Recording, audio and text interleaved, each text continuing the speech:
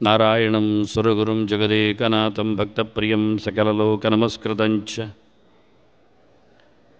ತ್ರೈಗುಣ್ಯವರ್ಜಿತಮಜಂ ವಿಭುಮಾದ್ಯಮೀಶಂ ವಂದೇ ಭವಗ್ನಂ ಅಮರಾಸುರಸಿದ್ಧವಂದ್ಯಂ ನಾರಾಯಣಂ ನಮಸ್ಕೃತ್ಯ ನರಂ ಚೈವ ನರೋತ್ತಮಂ ದೇವೀಂ ಸರಸ್ವತೀಂ ವ್ಯಾಸಂ ತತೋ ಜಯಮುದೀರಯೇ.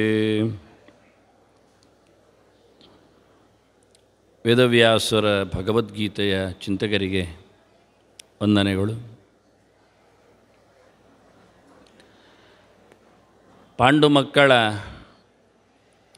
ಆಚಾರ್ಯರೆಡೆಗೆ ದೌಡಾಯಿಸಿದ ದುರ್ಯೋಧನ ಎದುರು ನಿಂತ ಪಾಂಡು ಮಕ್ಕಳ ಸೈನ್ಯದ ಬಗ್ಗೆಯೇ ದ್ರೋಣಾಚಾರ್ಯರಿಗೆ ತನ್ನ ಒಳಗುದಿಯ ಸದ್ದುಗಳನ್ನು ಅರ್ಹುತ್ತಾನೆ. ಅತ್ರ ಶೂರಾಹ ಮಹೇಶ್ವಾಸಾಹ ಭೀಮಾರ್ಜುನ ಸಮಾಯುಧಿ. ಅತ್ರ ಅಂದರೆ ಇಲ್ಲಿ ಅಂತ, ತತ್ರ ಅಂದರೆ ಅಲ್ಲಿ ಅಂತ. ದುರ್ಯೋಧನ ದ್ರೋಣರಲ್ಲಿಗೆ ಬಂದಿದ್ದಾನೆ. ದ್ರೋಣರೇನು ದುರ್ಯೋಧನ ಸೈನ್ಯದ ಮುಂಚೂಣಿಯಲ್ಲೇನಿಲ್ಲ, ಸೇನಾಪತ್ಯದಲ್ಲಿ ಭೀಷ್ಮರಿರಲಾಗಿ ಸ್ವಲ್ಪ ಹಿಂದಕ್ಕೆ ಇದ್ದಾರೆ. ಹಾಗಾಗಿ ಪಾಂಡವರ ಸೈನ್ಯ ಬಹಳ ದೂರದಿಂದ ಕಾಣುತ್ತಾ ಇರುವುದು ಅವನಿಗೆ. ಅವ ತನ್ನ ಸೈನ್ಯದ ನಡುವೆಯಲ್ಲೇ ದ್ರೋಣರ ಪಕ್ಕದಲ್ಲಿ ಬಂದಿದ್ದಾನೆ. ಅವನು ಬಹಳ ಹಿಂದೆ ಇರುವವ. ಯುದ್ಧರಂಗದಲ್ಲಿ ಮುಂಚೂಣಿಯಲ್ಲಿ ಸೇನಾಪತಿಗಳಿರ್ತಾರೆ, ಅವರಿಗೆ ರಕ್ಷಕರಾಗಿ ಕೃತವರ್ಮ ಕೃಪಾಚಾರ್ಯರಲ್ಲಿ ಇರ್ತಾರೆ. ಮತ್ತು ಹಿಂದಕ್ಕೆ ನಡುವೆ ಸುಮಾರಾಗಿ ದುರ್ಯೋಧನ ಅಂದರೆ ರಾಜನಾಗುವ ಇರ್ತಾನೆ. ಸೈನ್ಯದ ಕ್ರಮ ಹಾಗಿರುತ್ತೆ. ಹಿಂದಕ್ಕೆ ಮತ್ತೆ ರಕ್ಷಕರು ಇರ್ತಾರೆ ಅವನಿಗೆ, ಶಕುನಿ ಮುಂತಾದವರೆಲ್ಲ ಹಿಂದಕ್ಕೆ ಇರ್ತಾರೆ. ಈಗ ಅಲ್ಲಿಂದ ಓಡಿ ಬಂದವ ದ್ರೋಣರೆಡೆಗೆ ಬಂದು ಹೇಳುತ್ತಾ ಇದ್ದಾನೆ. ರಥದಲ್ಲೇ ಬಂದಿದ್ದಾನೆ. ಓಡಿ ಅಂದರೆ ನಡ್ಕೊಂಡೇನು ಓಡಿಕೊಂಡೆಲ್ಲ ಬಂದದ್ದಲ್ಲ, ಪಾದಚಾರಿಯಾಗೆಲ್ಲ ರಥದಲ್ಲೇ ಓಡಿ ಬರುವುದು, ರಥ ಪಕ್ಕದಲ್ಲೇ ನಿಲ್ಲಿಸುವುದು, ಆ ರಥದ ಹತ್ತಿರಕ್ಕೆ ಮಾತಾಡೋದು, ರಥದಲ್ಲೇ ನಿಂತು ಹೀಗೆ ಓಡಿ ಬಂದು ಹೇಳುತ್ತಾನೆ, ಇಲ್ಲಿ ಶೂರರೆಲ್ಲ ಕಲಿತಿದ್ದಾರೆ ಅಂದ. ಇಲ್ಲಿ ಅಂದರೆ ಎಲ್ಲಿ? ಎದುರಲ್ಲಿ. ಮತ್ತು ಅಲ್ಲಿ ಹೇಳಬೇಕಲ್ಲ, ಗಡಿಬಿಡಿ ಆಯ್ತು ಅವನಿಗೆ. ಮುಂದೆಯೂ ಹಾಗೆ ಹೇಳುತ್ತಾನೆ, ಅದು ಇವನ ಮೇಲೆ ಹಾರಿ ಬಂದಿದೆ, ಅದು ಇಲ್ಲಿ ಆಗಿದೆ. ಇವನ ಸೈನ್ಯ ಅದು ಅಲ್ಲಿ ಆಗಿದೆ. ಅವನ ಮನಸ್ಥಿತಿ ಅಷ್ಟು ಕೆಟ್ಟಿದೆ. ಮುಂದೆ ಹೇಳುವಾಗ ಹೇಳುತ್ತಾನೆ, ಪರ್ಯಾಪ್ತಂತು ಇದ ಮೇತೇಶಾಂ ಬಲಂ ಭೀಮಾಭಿರಕ್ಷಿತಂ ಅಂತ. ಇದು ಇವರ ಸೈನ್ಯ ಸಾಕೋ ಸಾಕಿದೆ ಅಂತಾನೆ. ಅದನ್ನೇ ನಮ್ಮ ಸೈನ್ಯ. ಅಪರ್ಯಾಪ್ತಂ ತದು ಅಸ್ಮಾಕಂ. ಅದು ಸೈನ್ಯ ನಮ್ಮದು ಸಾಲದು. ಭೀಷ್ಮರ ಕಣ್ಗಾಪಿನಲ್ಲಿ ನಿಂತದ್ದು ಏನೇನು ಸಾಲದು. ಭೀಮನ ಪಾರುಪತ್ಯದಲ್ಲಿ ನಿಂತದ್ದು ಸೈನ್ಯ ಬೇಕಾದಷ್ಟಿದೆ. ಇದು ಅಂತಾನೆ, ಇದು ಸೈನ್ಯ ಬೇಕಾದಷ್ಟಿದೆ, ಅದು ಸೈನ್ಯ ಸರಿ ಇಲ್ಲ ಅಂತಾನೆ. ಕೆಲವರಿಗೆ ಬಲ ಎಡ ಆಗುವುದುಂಟು, ಎಡಬಲ ಆಗುವುದುಂಟು ಕೆಲವೊಮ್ಮೆ. ಹಾಗೆ ಇವನಿಗೂ ಆಗಿದೆ. ಅಷ್ಟು ಪರಿವರ್ತನೆಗೆ ಅವನ ಮನಸ್ಸು ಹೆದರಿದೆ. ಅತ್ರ ಶೂರಾಹ, ನಿನ್ನೆ ನೋಡಿದೆವು ನಾವು ಕೆಲವರನ್ನು, ಮಹೇಶ್ವಾಸಾಹ ಭೀಮಾರ್ಜುನ ಸಮಾಹ ಅಂತ. ಇವತ್ತು ಮತ್ತೊಂದು ಹೇಳುತ್ತೆ. ಈ ಅತ್ರ ಎನ್ನುವುದು ತತ್ರ ಎನ್ನುವುದು ದೂರದಲ್ಲಿ ಹತ್ತಿರದಲ್ಲಿ ಇಂದಾಗಲ್ಲ, ಹೆಚ್ಚು ಕಡಿಮೆ ಆಗುವುದು ಅರ್ಥಗಳು. ಅತ್ರ ಶೂರಾಹ ಎನ್ನುವುದೊಂದು ಸಮಸ್ತ ಶಬ್ದ ಮಾಡಿದರೆ ಹೇಗೆ? ಯಾರು ಮಾಡಿಲ್ಲ ಅದನ್ನೆಲ್ಲ. ಅಂದರೆ ನಾರಾಯಣ ದೇವರು, ಅಹ ಇತಿ ಬ್ರಹ್ಮ ಅಂತ ಭಗವಂತ, ಅಕಾರ ಸರ್ವವಾಗಾತ್ಮ ಪರಬ್ರಹ್ಮಾಭಿದಾಯಕ ಅಂತ ಮೊದಲಕ್ಷರದು ದೇವರಿಗೆ ಮಾತ್ರ ಹೆಸರಂತೆ, ಇನ್ಯಾರಿಗೂ ಇಲ್ಲ ಅಂತ ಹೇಳ್ತಾರೆ. ಆ ಅಂತ ಹೇಳಿ ಭಗವಂತನಲ್ಲದ ಇನ್ಯಾರನ್ನು ಕರೆಯುವಂತಿಲ್ಲ. ಅಂತಹ ಭಗವಂತನಿಂದ ಹುಟ್ಟಿದವನಾದ್ದರಿಂದ ಚತುರ್ಮುಖನಿಗೆ ಅಜ ಅಂತ ಹೆಸರು. ಅಸ್ಮಾತ್ ಜಾತಃ ಅಂತ ನಾನು ಎಲ್ಲಿ ಯೂಸೇಜ್ ಇದೆ ಅಂತ ತೋರಿಸ್ತಾ ಇರೋದು. ಅಲ್ಲ, ಚತುರ್ಮುಖ ಅವನೊಬ್ಬನೇ ದೇವರಿಂದ ಹುಟ್ಟಿದ್ದ. ಚಕ್ಷೋ ಸೂರ್ಯೋ ಅಜಾಯತ ಎಲ್ಲ ಹೇಳೋದಿಲ್ವ ನಾವು? ಉಳಿದವರೆಲ್ಲ ಹುಟ್ಟಿದ್ದಾರೆ ಅಂತ. ಆದರೆ ಉಳಿದವರೆಲ್ಲ ಹುಟ್ಟಿದ್ದಾರೆ, ಆದರೆ ಅವರು ಉಳಿದ ಕಡೆಯೂ ಹುಟ್ಟಿದ್ದಾರೆ. ಸೂರ್ಯ ಅವನು ಅದಿತಿಯಲ್ಲಿ ಹುಟ್ಟಿದ್ದಾನೆ ಕಶ್ಯಪರಿಂದ, ಹೌದಲ್ಲ? ಮತ್ತೆ ದೇವರಿಂದಲೂ ಹುಟ್ಟಿದ್ದಾನೆ, ಇತರ ದೇವತೆಗಳಿಂದಲೂ ಹುಡ್ತಾನೆ, ಇತರರಿಂದಲೂ ಹುಡ್ತಾನೆ. ದೇವತೆಗಳಿಗೆ ಸುಮಾರು ಜನ್ಮಗಳಿವೆ, ಆದರೆ ಚತುರ್ಮುಖ ಯಾರಲ್ಲಿ ಹುಟ್ಟುವುದಿಲ್ಲ. ದೇವರಲ್ಲದೆ ಇನ್ಯಾರಲ್ಲಿ ಹುಟ್ಟುವುದಿಲ್ಲ ಎನ್ನುವುದೇ ಅವನ ಗತ್ತು, ಚತುರ್ಮುಖನ ವೈಶಿಷ್ಟ್ಯ. ಆದ್ದರಿಂದ ಅವನಿಗೆ ಅಜ ಅಂತ ಹೆಸರು. ಎಕ್ಸ್ಕ್ಲೂಸಿವ್ಲಿ ದೇವರಿಂದ ಮಾತ್ರವೇ ಹುಡ್ತಾನೆ ಅಂತ. ಈಗ ಅರ್ಥ ಆಯಿತು ನಮಗೆ, ಆದಿಂದ ಬಂದವ ಅಜ ಅಂತ. ಹಾಗೆ ಇಲ್ಲಿ ಅತ್ರ ಅಂದರೆ ದೇವರಿಂದ ರಕ್ಷಿಸಲ್ಪಟ್ಟವರು ಅಂತ ಅರ್ಥ. ತ್ರ ಅಂದರೆ ತ್ರೈಂಗ್ ಪಾಲನೆ ಅಂತ, ತ್ರಾತ ರಕ್ಷಕ. ಹಾಗಾಗಿ ಆ ಎನ್ನುವ ದೇವರಿಂದ ಅಂದರೆ ಕೃಷ್ಣನಿಂದ ಸುರಕ್ಷಿತರಾದ ವ್ಯಕ್ತಿಗಳಿವರು. ಅತ್ರ ಶೂರಾಹ, ಅತ್ರಾಷ್ಟದೇ ಶೂರಾಶ್ಚ ಅಂತ. ಪರಮಾತ್ಮನಿಂದ ರಕ್ಷಿಸಲ್ಪಟ್ಟ ಶೂರರಿವರು. ಅದನ್ನು ಅತ್ರ ಅಂದರೆ ಇಲ್ಲಿ ಅಂತೇನಿಲ್ಲ, ಸಮಸ್ತ ಶಬ್ದ ಮಾಡಲಿಕ್ಕೆ ಸುಲಭವಾಗಿ ಆಗ್ತದೆ ಇದು. ಇದು ಕೃಷ್ಣನಿಂದ ಸುರಕ್ಷಿತವಾಗಿದೆ, ಹಾಗಾಗಿ ಜೋರಿದೆ, ಇದು ಸರಿ ಉಂಟು. ಅದನ್ನು ಮೊದಲು ನೋಡಿದ್ದೇ ಅವನು ಅದನ್ನೇ. ನಮ್ಮಲ್ಲಿ ಅಂಥವರಿಲ್ಲ, ರಕ್ಷಣೆ ಮಾಡುವ ಸಾಮರ್ಥ್ಯ ಉಳ್ಳವರು ಯಾರೂ ಇಲ್ಲ, ಜವಾಬ್ದಾರಿ ವಹಿಸಿಕೊಂಡವರಿಲ್ಲ. ಯಾಕೆಂದರೆ ಅವನು ಹೇಳಿಬಿಟ್ಟಿದ್ದಾನೆ. ಸಂಧಾನಕ್ಕೆ ಬಂದವ ಕೃಷ್ಣ ಮಮ್ಮ ಪ್ರಾಣಾಹಿ ಪಾಂಡವ ಅಂದಿದ್ದಾನೆ. ಇನ್ನು ಪ್ರಾಣ ಬಿಟ್ಟು ಕೊಡ್ತಾನ? ಇದನ್ನು ಗಮನಿಸಿದ್ದಾನವನು. ಅದರಿಂದ ಇವರೆಲ್ಲ ಕೃಷ್ಣನಿಂದ ಸುರಕ್ಷಿತರು. ಅಥವಾ ಅಥೋರಾಹ, ಇನ್ನು ಸುಮಾರು ಅರ್ಥ ಇದೆ. ಅತ ಅಂದರೆ ವ್ಯಾಪ್ತನು ಅಂತ ಅರ್ಥ. ಅತ ಸಾತತ್ಯಿಕ ಮನೆ ಅಂತ, ಎಲ್ಲೆಡೆ ತುಂಬಿದವನು ಅಂತ. ಸರ್ವವ್ಯಾಪ್ತನು ಅಂತ, ಎಲ್ಲೆಡೆ ಇರುವುದು ದೇವರು ಗಾಳಿಯಂತೆ. ಅವನಿಂದ ರಕ್ಷಿತರು ಅಂತ, ಸುರಕ್ಷಿತರು. ಇದು ದೇವರು ಕೊಟ್ಟ ಸೈನ್ಯ.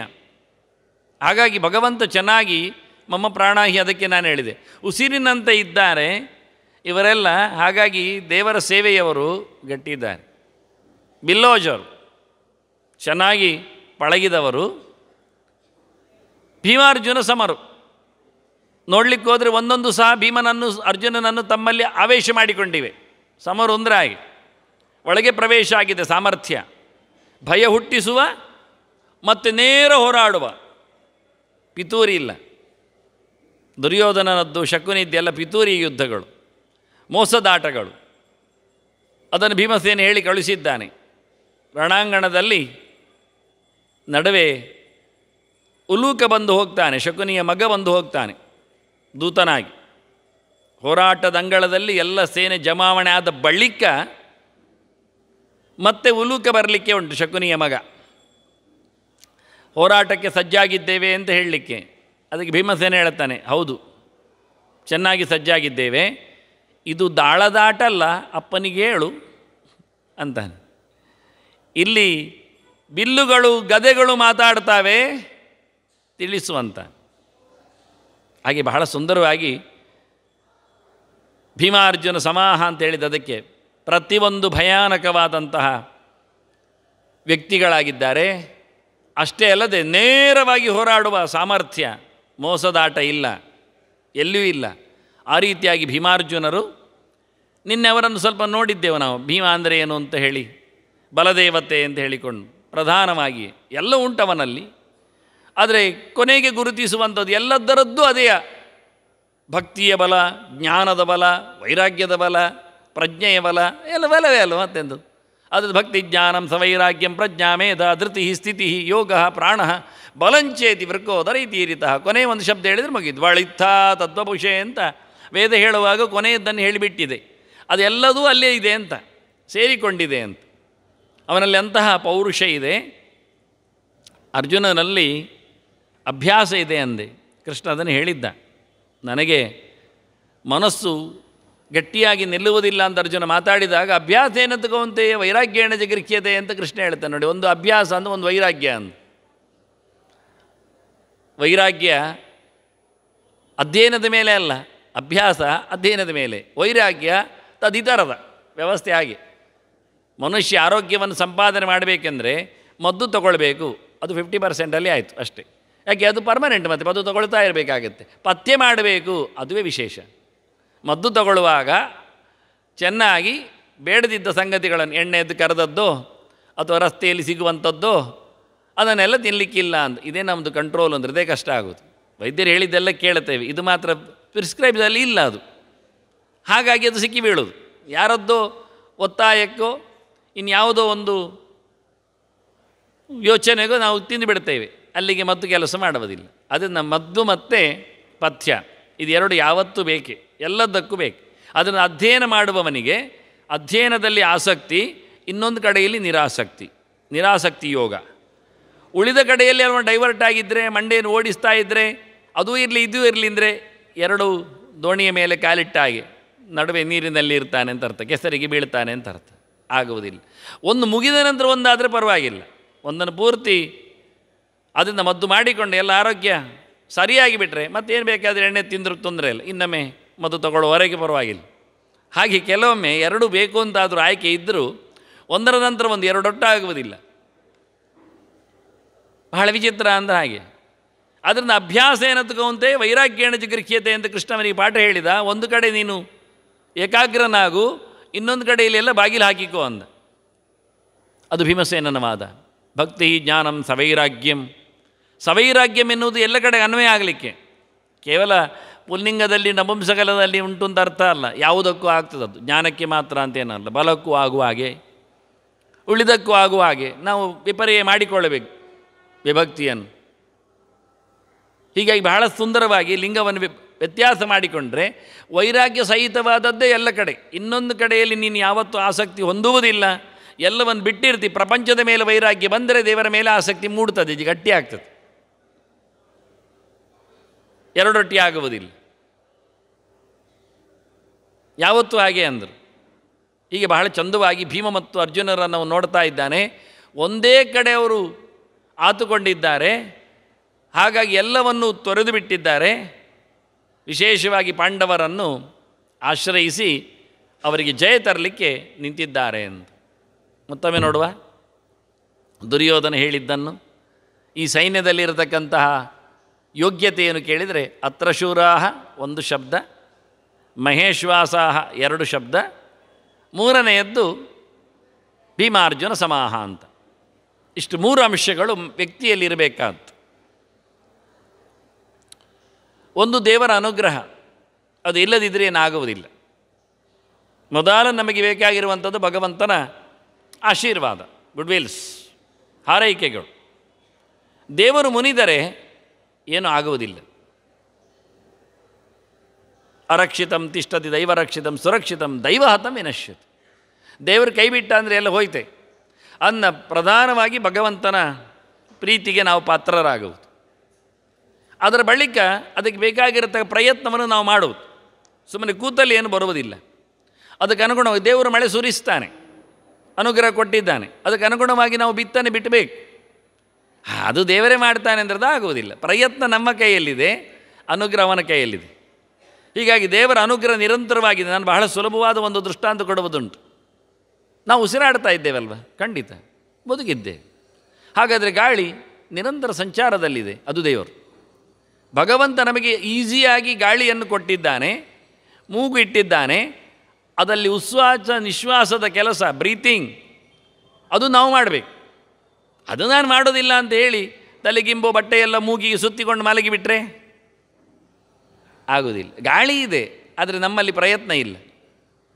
ಅದನ್ನು ದೇವರ ಅನುಗ್ರಹ ನಿರಂತರವಾಗಿ ಯಾವತ್ತೂ ಇದ್ದೇ ಇರ್ತದೆ, ಗಾಳಿ ಇರುವಂತೆ. ಹಾಗೆಯೇ ನಮ್ಮ ಪ್ರಯತ್ನ ಮೂಗಿನ ಕೆಲಸದಾಗಲೇಬೇಕು.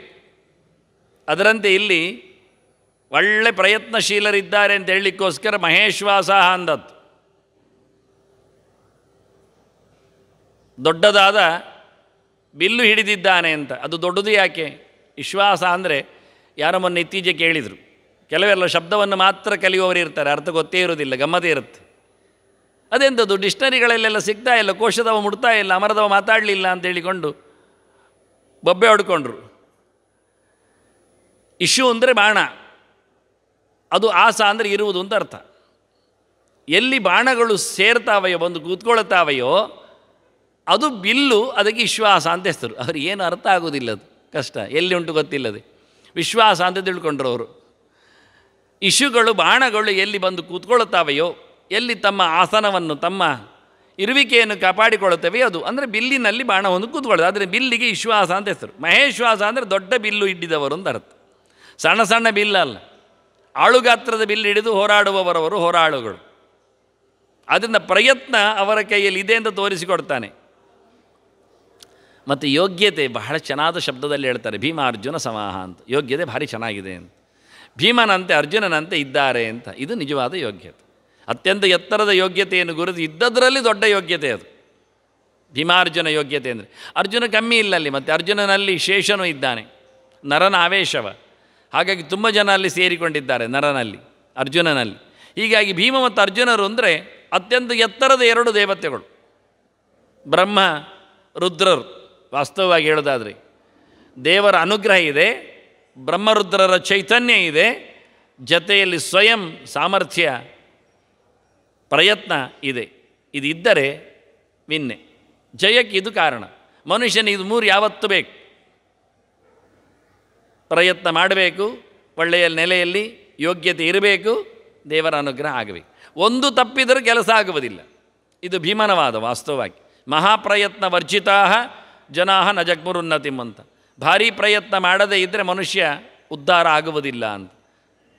ಹರೇರ್ ಅನುಗ್ರಹೋರ್ಜಿತಾ ಜನಾ ನ ಜಗ್ಮುರುನ್ನತಿಂ. ದೇವರ ಅನುಗ್ರಹ ಇಲ್ಲ ಅಂತಾದರೆ ಅವನಿಗೆ ಏಳಿಗೆ ಇಲ್ಲ ಅಂತ. ಅದರಂತೆ ಮಹಾನುಭಾವ ವರ್ಜಿತ, ಯೋಗ್ಯತೆ ಒಳ್ಳೆಯದಿಲ್ಲದಿದ್ದರೆ ಜನಾ ನ ಜಗ್ಮುರುನ್ನತಿ, ಅವರು ಮತ್ತೆ ಪಾಸಾಗುವುದಿಲ್ಲ. ಮೂರೊಟ್ಟಿದ್ದಾಗ ಮಾತ್ರ, ಮೂರು ಸೇರಲೇಬೇಕು. ಇದನ್ನಿಲ್ಲಿ ಗಮನಿಸಿದ.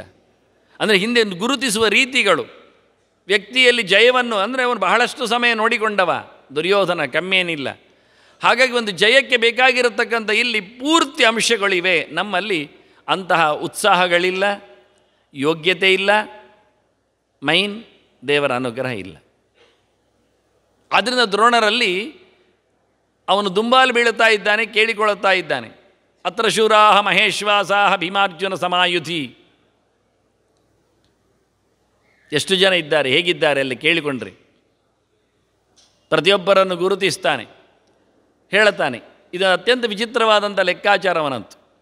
ಇಲ್ಲಿ ಯಾರೆಲ್ಲ ಇದ್ದಾರೆ ಅಂದಾಗ ಒಬ್ಬೊಬ್ಬನನ್ನೇ ಕರೆದು ಹೇಳ್ತಾನೆ, ಗುರುತಿಸಿ ಹೇಳ್ತಾನೆ. ಯುಧಾನಃ ವಿರಾಟಶ್ಚ ದೃಪದಶ್ಚ ಮಹಾರಥಾಹ. ಬಹುವಚನದಲ್ಲಿ ಎಲ್ಲರಿಗೂ ಒಟ್ಟಿಗೆ ಹಾಕಿಬಿಟ್ಟ ಮಹಾರಥಿಕರು ಅಂತ. ಕೊನೆಗೆ ಒಂದು ಹೇಳಿ, ಒಬ್ಬೊಬ್ಬರನ್ನು ಹೇಳಬೇಕಾಗಿಲ್ಲ, ಎಲ್ಲರೂ ಮಹಾರಥಿಗಳೇ ಅಂತ. ಮಹಾರಥಿಗಳು ಅಂದರೆ ಒಬ್ಬನೇ ಕೂತು 16,000 ಜನರಲ್ಲಿ ಹೋರಾಡುವವ ಅಂತ ಅರ್ಥ. ಒಬ್ಬ ರಥದಲ್ಲಿ ಕೂತು 16,000 ರಥಗಳು ಒಟ್ಟು ಬಂದರೂ ಹೋರಾಡಲಿಕ್ಕೆ ಆಗಬೇಕು. ಕೇಳುವುದೇ ಕಷ್ಟ ನಾವು ಗೆರೆಗಳನ್ನು. ಏಕೋದಶ ಸಹಸ್ರೇಶು ಅಂತ, ಸಾವಿರಾರು ರಥಗಳ ಜೊತೆಯಲ್ಲಿ ಒಬ್ಬನೇ ನಿಂತು ಹೋರಾಡಿದರೆ ಅವನನ್ನು ಮಹಾರಥ ಅಂತ ಕರೀತಾರೆ. ಮತ್ತು ಅರ್ಧ ರಥ ಎಲ್ಲ ಹೇಳುವುದು ಒಬ್ಬೊಬ್ಬನಲ್ಲಿ ಹೋರಾಡಲಿಕ್ಕೆ ಆಗದವನಿಗೆ. ಅತಿರಥ ಎನ್ನುವ ಒಬ್ಬನನ್ನು ದಾಟಿ ಹೋರಾಡುವವನಿಗೆ ಅಷ್ಟೇ. ಆದ್ದರಿಂದ ಇವರಿಗೆಲ್ಲ ಮಹಾರಥರು ಅಂತ ಹೇಳಿಬಿಟ್ಟ. ಯುಧಾನಃ ವಿರಾಟಶ್ಚ ದೃಪದಶ್ಚ ಮಹಾರಥಾ ದೃಷ್ಟಕೇತು ಚೇಕಿತಾನಃ. ಲೆಕ್ಕ ಹಾಕ್ತಾ ಮಗು ನಾವು. ಯುಧಾನಃ ವಿರಾಟಶ್ಚ ದೃಪದಶ್ಚ ಮಹಾರಥಾ ದೃಷ್ಟಕೇತು ಚೈಕಿತಾನಃ ಕಾಶಿರಾಜಶ್ಚ ವೀರ್ಯವಾನ್ ಪುರುಜಿತ್ ಕುಂತಿಭೋಜಶ್ಚ ಶೈಬ್ಯಶ್ಚ ನರಪುಂಗವಃ. ಮತ್ತು ಕೊನೆಗೆ ಯುಧಾಮನ್ಯುಶ್ಚ ವಿಕ್ರಾಂತಃ ಉತ್ತಮೌಜಾಶ್ಚ ವೀರ್ಯವಾನ್. 11 ಲೆಕ್ಕವನ್ನು ಕೊಟ್ಟ. 11 ಎನ್ನುವುದು ಅವನ ಅಕ್ಷಯಣಿ ಸೈನ್ಯದ ಲೆಕ್ಕ. ಅದು 11 ಎನ್ನುವುದು ಪಾಂಡವರ ಪಾಳೆಯದಲ್ಲಿರುವ 11 ಜನರನ್ನು ಲೆಕ್ಕದಲ್ಲಿ ತಂದ. ಇದವನು ಹೆಚ್ಚು ಕಡಿಮೆ. ಮತ್ತು ದ್ರೋಣರಲ್ಲಿ ಹೇಳ್ತಾನೆ, ನಮ್ಮ ಜನರು ಉಂಟು ಹೇಳ್ತೇನೆ ಲೆಕ್ಕಕ್ಕೆ ಅಂತ. ಹೇಳು ಅಂದರು ದ್ರೋಣರು. ಆಗ ಭವಾನ್ ಭೀಷ್ಮಶ್ಚ ಕರ್ಣಶ್ಚ ಕೃಪಶ್ಚ ಸಮಿತಿಂಜಯ ಅಶ್ವತ್ಥಾಮ ವಿಕರ್ಣಶ್ಚ ಸೌಮದತ್ತಿ ತಥೈವಚ. ಅಲ್ಲಿ ಆಯಿತು. ಅವರ ಲೆಕ್ಕದಲ್ಲಿ ಕೇಳಲಿಕ್ಕೆ ಹೋದರೆ 7 ಹೇಳುತ್ತಾನೆ, ಇವರ ಲೆಕ್ಕದಲ್ಲಿ ಕೇಳಿದರೆ 11 ಹೇಳ್ತಾನೆ. ಇವರ ಅಕ್ಷೋಹಿಣಿ ಸೈನ್ಯ 7 ಸಂಖ್ಯೆದ್ದು, ಅವರ ಅಕ್ಷೋಹಿಣಿ ಸೈನ್ಯ 11 ಸಂಖ್ಯೆದ್ದು. ಅವನಿಗೆ ಅದಲು ಬದಲಾಗಿದೆ, ಸರಿಯೇ, ಹೆಚ್ಚು ಕಡಿಮೆ ಆಗಿದೆ. ಒಬ್ಬೊಬ್ಬರನ್ನು ಗುರುತಿಸ್ತಾನೆ, ಹೆಸರು ಹೇಳ್ತಾನೆ ನೋಡಿ. ಸಂಕಟದಲ್ಲಿ ಯುಧಾನಃ ಅಂತಾನೆ, ಯುದ್ಧ ಜೋರು ಕೊಡುವವ ಅಂತಲೇ ಅರ್ಥ. ಅವನು ಯಾರು ಅಂದರೆ ಸಾತ್ಯಕಿ, ಕೃಷ್ಣನ ಶಿಷ್ಯ, ಸತ್ಯಕನ ಮಗ. ಸಾತ್ಯಕಿಂದ ಅವನ ಹೆಸರಲ್ಲ. ಶೈನೇಯ ಶಿನಿಯ ವಂಶದವ, ಮೊಮ್ಮಗನ ಮರಿಮಗನವನು ಮಧ್ಯದಲ್ಲಿ. ಹಾಗಾಗಿ ಶೈನೇಯ ಅವನ ಹೆಸರಲ್ಲ, ಅವನ ಹೆಸರು ಯೂಧಾನ ಅಂತ. ಸಾತ್ಯಕಿ ಹೆಸರು ಯೂಧಾನ. ಅದನ್ನು ಎತ್ತಿರ ಹೇಳ್ತಾನೆ. ಭಾರಿ ಯುದ್ಧ ಮಾಡುವವ ಅಂತಲೇ ಅರ್ಥದಲ್ಲಿ ಉಂಟು. ಯುದ್ಧ ಮಾಡಲಿಕ್ಕೆ ಮೊದಲಿಗೆ ಅವನ ಹೆಸರನ್ನು ಹೇಳಿಬಿಟ್ಟ. ಕೃಷ್ಣ ಇದ್ದಲ್ಲಿ ಎಲ್ಲವೇ ಇರ್ತಾನೆ. ಅರ್ಜುನನ ಅತ್ಯಂತ ಆತ್ಮೀಯ ವ್ಯಕ್ತಿಯವ. ಹಾಗಾಗಿ ಅವರನ್ನು ಮೊದಲ ಲೆಕ್ಕಕ್ಕೆ ತಂದು ಯುಧಾನಃ. ಅರಗಿಸಿಕೊಳ್ಳಿಕ್ಕೆ ಆಗ್ತಾ ಇಲ್ಲವನ ನಿಮ್ಮ ಹೋರಾಟ ದಂಗಳದಲ್ಲಿ ಜಯವನ್ನು ತಂದು ಕೊಡ್ತೇನೆ ಹೇಳಿ ಪ್ರತಿಜ್ಞೆ ಮಾಡಿ ಬರುವವ ಸಾತ್ಯಕಿ. ಶಾಂತಿ ಬೇಡ ಹೇಳುವ ಅವನೇ. ಬಲರಾಮನೇ ಸೊಮ್ಮೆ ಆಚೀಚೆ ನೋಡಿದಾಗ ಜೋರು ಮಾಡಿದವ ಇವ ಸಾತ್ಯಕಿ. ಎಂತ ಹೇಳೋದು, ಪಾಂಡವರು ಕಷ್ಟದಲ್ಲಿ ಇಲ್ವಾ, ನಾವು ಸಹಾಯ ಮಾಡಬೇಕಿತ್ತು ಅಂತ ಹೇಳಿ ಜೋರು ಮಾಡ್ತಾನವ. ಅಷ್ಟು ಜೋರಿನವ ಸಾತ್ಯಕಿ. ಎರಡನೇ ವ್ಯಕ್ತಿ ವಿರಾಟಶ್ಚ. ಈಗಾಗಲೇ ಅಜ್ಞಾತವಾಸ ಮುಗಿದಿದೆ. ಅವನಿಗೆ ಸಂಕಟ ಆಗ್ತಾ ಇದೆ ದುರ್ಯೋಧನನಿಗೆ. ಯಾಕಪ್ಪ ನಾನು ಪಾಂಡವರಿಗೆ ಅಜ್ಞಾತವಾಸ ಒಂದು ಬೇಕು ಹೇಳಿದೆ ಅಂತ. ಯಾಕೆ ಬೇಕು? ಅದು ಉಪಾಯಕ್ಕೆ ಬೇಕಿತ್ತು. ಅಜ್ಞಾತವಾಸ ಅಂದರೆ ಗೊತ್ತಿಲ್ಲದೆ ಇರಬೇಕು, ವೇಷ ಮರೆಸಿಕೊಂಡು. ಅದು 5 ಜನರು ಒಂದೇ ಕಡೆ ಇರಬೇಕು, ದ್ರೌಪದಿ ಸಮೇತ. 5 ಕಡೆಯಲ್ಲೆಲ್ಲ ಇರುವುದಲ್ಲ, ಅಕ್ಕಪಕ್ಕದಲ್ಲೇ ಇರಬೇಕು ಹಸ್ತಿನಾಪುರಕ್ಕೆ. ಬಹಳ ದೂರ ಎಲ್ಲ ಹೋಗಲಿಕ್ಕಿಲ್ಲ. ನೋಡಿ ಕರಾರುಗಳು. ಇಷ್ಟಾಗಿಯೂ 12 ವರ್ಷದ ನಂತರ ಹುಡುಕ್ಲಿಕ್ಕೆ ಜನರನ್ನು ಬಿಟ್ಟಿದ್ದಾನೆ. ಎಲ್ಲಿಯಾದರೂ ಇದ್ದಾರ ನೋಡಿ. ಯಾಕೆಂದರೆ ಯಾರಾದರೂ ಒಬ್ಬನು ಸಿಕ್ಕಿದರು ನಮಗೆ, ಮತ್ತೆ ಪುನಃ ಅವರು 12 ವರ್ಷ ವನವಾಸ ಮಾಡಬೇಕು, ಮತ್ತೊಂದು ವರ್ಷ ಅಜ್ಞಾತವಾಸ ಮಾಡಬೇಕು. ಅಲ್ಲಿ ಪುನಃ ಅಜ್ಞಾತವಾಸದಲ್ಲಿ ಸಿಕ್ಕಿದರೆ ಮತ್ತೆ ಅದುವೇ ಲೆಕ್ಕ. ಅದಕ್ಕೋಸ್ಕರ ಇವ ಉಪಾಯಕ್ಕೋಸ್ಕರ 5 ಜನರನ್ನು ಒಟ್ಟಿ ಇರಲಿಕ್ಕೆ ಹೇಳಿದ, ಹತ್ತಿರದ ಊರಲ್ಲಿ ಇರಲಿಕ್ಕೆ ಹೇಳಿದ. ಹಾಗಾಗಿ ಇವರು ವಿರಾಟನಲ್ಲಿ ಮತ್ಸ್ಯ ದೇಶದಲ್ಲಿ ಹೋಗಿ ಕೂತು ಬಿಟ್ಟಿದ್ದಾರೆ. ಅಲ್ಲಿ ಏನಾಯಿತು ಅಂದರೆ, ಅಲ್ಲಿ ಒಬ್ಬ ಇದ್ದ ಕೀಚಕ ಅಂತ, ಭಾರಿ ಜೋರಿನವ. ಮೊನ್ನೆ ಬೆರಳು ಮಡಿಸಿದಾಗ ಸಿಕ್ಕಿದವವ. ಭೀಮಶ್ಚ ಬಲಭದ್ರಶ್ಚ ಮದ್ರರಾಜಶ್ಚ ವೀರ್ಯವಾನ್ ಚತುರ್ಥ ಕೀಚಕಶ್ಚೈವ ಅಂತ ದುರ್ಯೋಧನ ಹೇಳಿದು. ಪಂಚಮಂ ನಾನು ಶುಶ್ರಮ. 5ನೇದ್ದು ಜನ ಇಲ್ಲ ಇವತ್ತು ನಮ್ಮಲ್ಲಿ. ಇವತ್ತು ಬದುಕಿದ್ದವರಲ್ಲಿ 2 ಕಡೆಯಲ್ಲಿಯೂ ಅನ್ಯೋನ್ಯಾನಂತರ ಬಲಾಹ ಕ್ರಮಾದೇತೆ. ಇವರು ಮತ್ತೆ ಸಮ ಅಲ್ಲ. ನೆಕ್ಸ್ಟ್ ಮೊದಲು ಭೀಮ, ನೆಕ್ಸ್ಟ್ ಪೌರುಷ ಉಳ್ಳವ ಬಲರಾಮ, ಮತ್ತು ಶಲ್ಯ ಮದ್ರದೇಶದವ, ಕೊನೆಗೆ 4ನೇಯವ ಪೌರುಷಕ್ಕೆ ಸೀಮಿತವ, ಅವನು ಕೀಚಕ. 5ನವ ಇಲ್ಲ ಅಂದ. ಸದೈತ್ಯ ನರರಾಕ್ಷಸೇ. ಇದು ನಮ್ಮಲ್ಲಿ ಮನುಷ್ಯರಲ್ಲಿ ಮಾತ್ರ ಅಲ್ಲ, ದೈತ್ಯರಲ್ಲಿಯೂ ಇಟ್ಟುಕೊಂಡು ಹೇಳಿದ್ದೇನೆ ಅಂತಾನವ. ದೇವತೆಗಳನ್ನು ಇಟ್ಟುಕೊಂಡು ಹೇಳ್ತಾ ಇದ್ದೇನೆ. ಹಾಗಾಗಿ ಇವತ್ತು ಭೀಮನಿಗೆ ಸಮನಾದವ ನಮ್ಮ ಪಾಳಯದಲ್ಲಿ ಯಾರೂ ಇಲ್ಲ. ಬಲರಾಮ ಬರಲಿಲ್ಲ, ಶಲ್ಯ ಬಂದಿದ್ದಾನೆ, ಅವನು ಧರ್ಮರಾಜನ ಮಾವ, ಅವನನ್ನು ಎಳ್ಕೊಂಡಿದ್ದಾನಿವ. ಹಾಗಾಗಿ ಶಲ್ಯ ಸಿಕ್ಕಿದ್ದಾನೆ ಇವನಿಗೆ. ಎದುರಿಗೆ ಒಂದು ಕೀಚಕ ಸಿಕ್ತಿದ್ದ, ಆದರೆ ಕೀಚಕ ಸತ್ತಿದ್ದ. ವಿರಾಟನ ನಗರದಲ್ಲಿದ್ದಾಗ ಕೀಚಕನನ್ನು ದ್ರೌಪದಿಯನ್ನು ಛೇಡಿಸಿದ್ದಾಗಿ ನಾವು ನಿನ್ನ ನೋಡಿದ್ದೇವನು. ಚಟ್ಟಕ್ಕೆ ಹೋದದ್ದು ಕತೆ ಹೇಗೆ ಅಂತ ಭೀಮ ಮುಗಿಸಿದ್ದ. ಹೀಗಾಗಿ ಇವನಿಗೆ ಸಂಕಟ ಆಗ್ತೊಂಡು, ಓ ವಿರಾಟ ತಪ್ಪಿದ. 1 ಅಕ್ಷೋಹಿಣಿ ಸೈನ್ಯ ಅನಾಮತ್ತಾಗಿ ಪಾಂಡವರ ಪಾಳೆಯಕ್ಕೆ ಬಂದು ವಿರಾಟನ ರಾಜಕುಮಾರಿಯು ಉತ್ತರೆಯು ಅರ್ಜುನನ ಮಗನಿಗೆ ಅಭಿಮನ್ಯುವಿಗೆ ಸಿಕ್ಕಿಲ್ಲ. ಏನು ಅದ್ಭುತ ಅಂತ ನೀವು. ದ್ರುಪದಶ್ಚ, ಮತ್ತು ದ್ರುಪದ ರಾಜನು ಹಾಗೆ. ಅವನು ಒಂದು ಕಾಲದಲ್ಲಿ ಜರಾಸಂಧನ ಜೊತೆಯಲ್ಲಿ ನಮ್ಮೊಟ್ಟಿಗೆ ಇದ್ದವ, ಅವನು ಹೇಳಿಕೊಳ್ಳುವುದು. ಈಗ ದ್ರೌಪದಿಯ ಮದುವೆ ಆಯ್ತಲ್ಲ, ಮತ್ಸ್ಯೇಂದ್ರ ಭೇದನ ಆಯ್ತಲ್ಲ, ಮತ್ತು ಪಾಂಡವರ ಹತ್ತಿರಕ್ಕೆ ಹೋಗಿಬಿಟ್ಟ. ಅದು 1 ಅಕ್ಷೋಹಿಣಿ ಸೈನ್ಯ ತಪ್ಪಿ ಹೋಯ್ತು ನಮಗೆ. ಇಲ್ಲಾದ್ರೆ ಅದು ಇರ್ತಿರಲಿಲ್ಲ, ನಮಗೆ ಬರ್ತಿತ್ತು. ದ್ರೋಣರ ವಿರೋಧಿಯವ ಇನ್ನಷ್ಟು ಗಟ್ಟಿಗೆ ಕೂತ. ದ್ರೋಣರನ್ನು ಕೊಲ್ಲಿಕ್ಕೆ ಒಬ್ಬ ಮಗನನ್ನು ಸೃಷ್ಟಿ ಮಾಡಿಕೊಂಡು ಕೂತ. ಆಯ್ತಾ ಇಲ್ಲ? ದ್ರುಪದಶ್ಚ ಮಹಾರಥ, ಇವರೆಲ್ಲ ದೊಡ್ಡವರೇ. ಇನ್ನೂ ನೋಡಲಿಕ್ಕೆ ಹೋದರೆ ಬಹಳ ಗಟ್ಟಿಗರು ಇನ್ನೂ ಉಳ್ಕೊಂಡಿದ್ದಾರೆ ಅಂತಾನೆ. ಯುಧಾನಃ ವಿರಾಟಶ್ಚ ದ್ರುಪದಶ್ಚ ಮಹಾರಥಾಃ, ಮತ್ತು ದೃಷ್ಟಕೇತು ಚೇಕಿತಾನಃ ಕಾಶಿರಾಜಶ್ಚ. ದೃಷ್ಟಕೇತು ಯಾರು? ದಿನ ಪಾರಾಯಣ ಮಾಡ್ತೀರಲ್ಲ, ಪಾರಾಯಣಕ್ಕೆ ಮಾತ್ರವ? ಗೀತೆಯಲ್ಲಿ ಯಾರು ಬಂದಿದ್ದಾರೆಂದು ನೋಡಲಿಕ್ಕೆ ಬರೋದಿಲ್ಲ, ಆದರೆ ಮತ್ತೆ ನೋಡದೆಂಥದ್ದು? ದುರ್ಯೋಧನ ಹೇಳಿದ ಹೆಸರು ಹೇಳಿದ್ದಾನ? ಇದು 1ನೇ ಅಧ್ಯಾಯದಲ್ಲೇ ಇದ್ದೇನೆ ನಾನು. ಅಲ್ಲ, ನಾನು ಎಲ್ಲ ಅಧ್ಯಾಯವನ್ನು ಹೇಳ್ತಾ ಇದ್ದೇನೆ ಮಧ್ಯೆಯಲ್ಲಿ. ಮಾತಾಡಲಿಕ್ಕೆ ಬರುತ್ತೆ ಅಲ್ವಾ, ನೋಡಿಕೊಂಡು ಬರಬೇಕು ಯಾರಿರ್ಬೋದು ಏನೇ ಅಂತ. ವರ್ಷಗಟ್ಟಲೆ ಪಾರಾಯಣ ಮಾಡಿದರೆ ಪ್ರಯೋಜನ ಏನಿರ್ತದೆ? ಕೇವಲ ಭಾರಹರ ಅಂತಾರೆ. ಗಂಧದ ಕೊರಡನ್ನು ಕತ್ತೆ ದೇವರ ಕೋಣೆಗೆ ಎಳ್ಕೊಂಡು ಹೋಗ್ತಾ ಇತ್ತಂದೆ, ಹೊತ್ಕೊಂಡು ಹೋಗ್ತಾ ಇತ್ತಂದೆ. ಅದಕ್ಕೆ ಯಾರು ಬೇಳಿದ್ದಂತೆ, ದುಡ್ಡಿ ಎತ್ತು ಗೊತ್ತುಂಡ ಅಂತ. ಅದೆಂತ ಹೇಳೋದು ಅದಕ್ಕೆ? ಇದಕ್ಕೆ ಮೌಲ್ಯ ಎಷ್ಟು ಗೊತ್ತುಂಡ ಅಂತ ಒಬ್ಬ ಕೇಳ್ತಾನೆ ಅಂತ. ಕತ್ತೆ ಅಂತ ಅದು ಮಂಡೆ ಎಲ್ಲ ಆಡಿಸ್ತದೆ ಅಷ್ಟೇ. ಎಲ್ಲಕ್ಕೂ ಕತ್ತೆಯಾಗಿ ಬೆಳೆದಿದ್ದಾನೆ, ಮಂಡೆ ಎಲ್ಲ ಆಡಿಸ್ತಾನೆ. ಪ್ರಯೋಜನ ಏನಾಗ್ತದೆ? ಅದಕ್ಕೆ ಪರಿಮಳ ಆದರೂ ಗೊತ್ತುಂಟ? ಅದು ಬರೋದಿಲ್ಲ. ಇದು ಗಂಧದ ಕೊರಡು ದೇವರಿಗೆ ಅಭಿಷೇಕಕ್ಕೆ ಅಂತ ಗೊತ್ತುಂಟ? ಅದು ಇಲ್ಲ. ಹೊತ್ತದ್ದೇ ಬಂತು ಹೊತ್ತಗೆಗಳನ್ನು. ಶಿಶುಪಾಲನ ಮಗ ದೃಷ್ಟಕೇತು ಅಂದರೆ. ನಾನು ಸುಮ್ಮನೆ ಜೋರು ಮಾಡಿದ್ದು ಯಾಕೆ ಅಂದರೆ ಸ್ವಲ್ಪ ಕಲೀಲಿ ಅಂತ. ವಿದ್ಯಾರ್ಥಿಗಳು ಶಾಲೆಗೆ ಬರುವುದಷ್ಟೇ ಅಲ್ಲ, ಕಲಿಬೇಕು, ತಿಳ್ಕೊಳ್ಬೇಕು, ಕ್ಯೂರಿಯಾಸಿಟಿ ಇರಬೇಕು. ಎಂತ ಅಂದ ಜಸ್ಟ್ ದೃಷ್ಟಕೇತು ಅಂತ ಉಂಟು. ಎಂಥದ್ದು? ಶಿಶುಪಾಲ ಜರಾಸಂಧನ ದತ್ತು ಮಗ. ಇವತ್ತು ಶಿಶುಪಾಲ ಇಲ್ಲ. ಅಗ್ರಪೂಜೆಯಲ್ಲಿ ಅವನಿಗೆ ದೇವರ ಅಗ್ರಪೂಜೆ ಮಾಡಿಬಿಟ್ಟಿದ್ದಾನೆ. ಅವನಿಗೊಂದು ಅಗ್ರ, ಮೊದಲಿಗೆ ಅವನನ್ನು ಸಂಹಾರ ಮಾಡಿದ್ದಾನೆ ಕೃಷ್ಣ.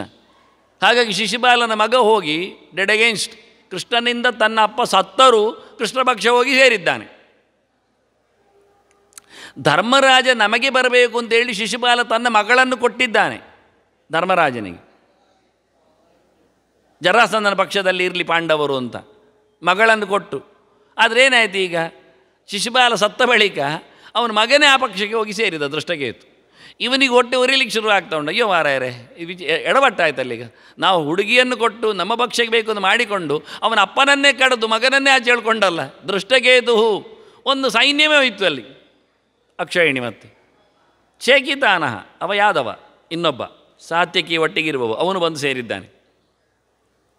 ಕಾಶಿರಾಜಶ್ಚ ಕಾಶಿಯ ದೊರೆ. ಇವರೆಲ್ಲರೂ ವೀರ್ಯವಂತರೇ.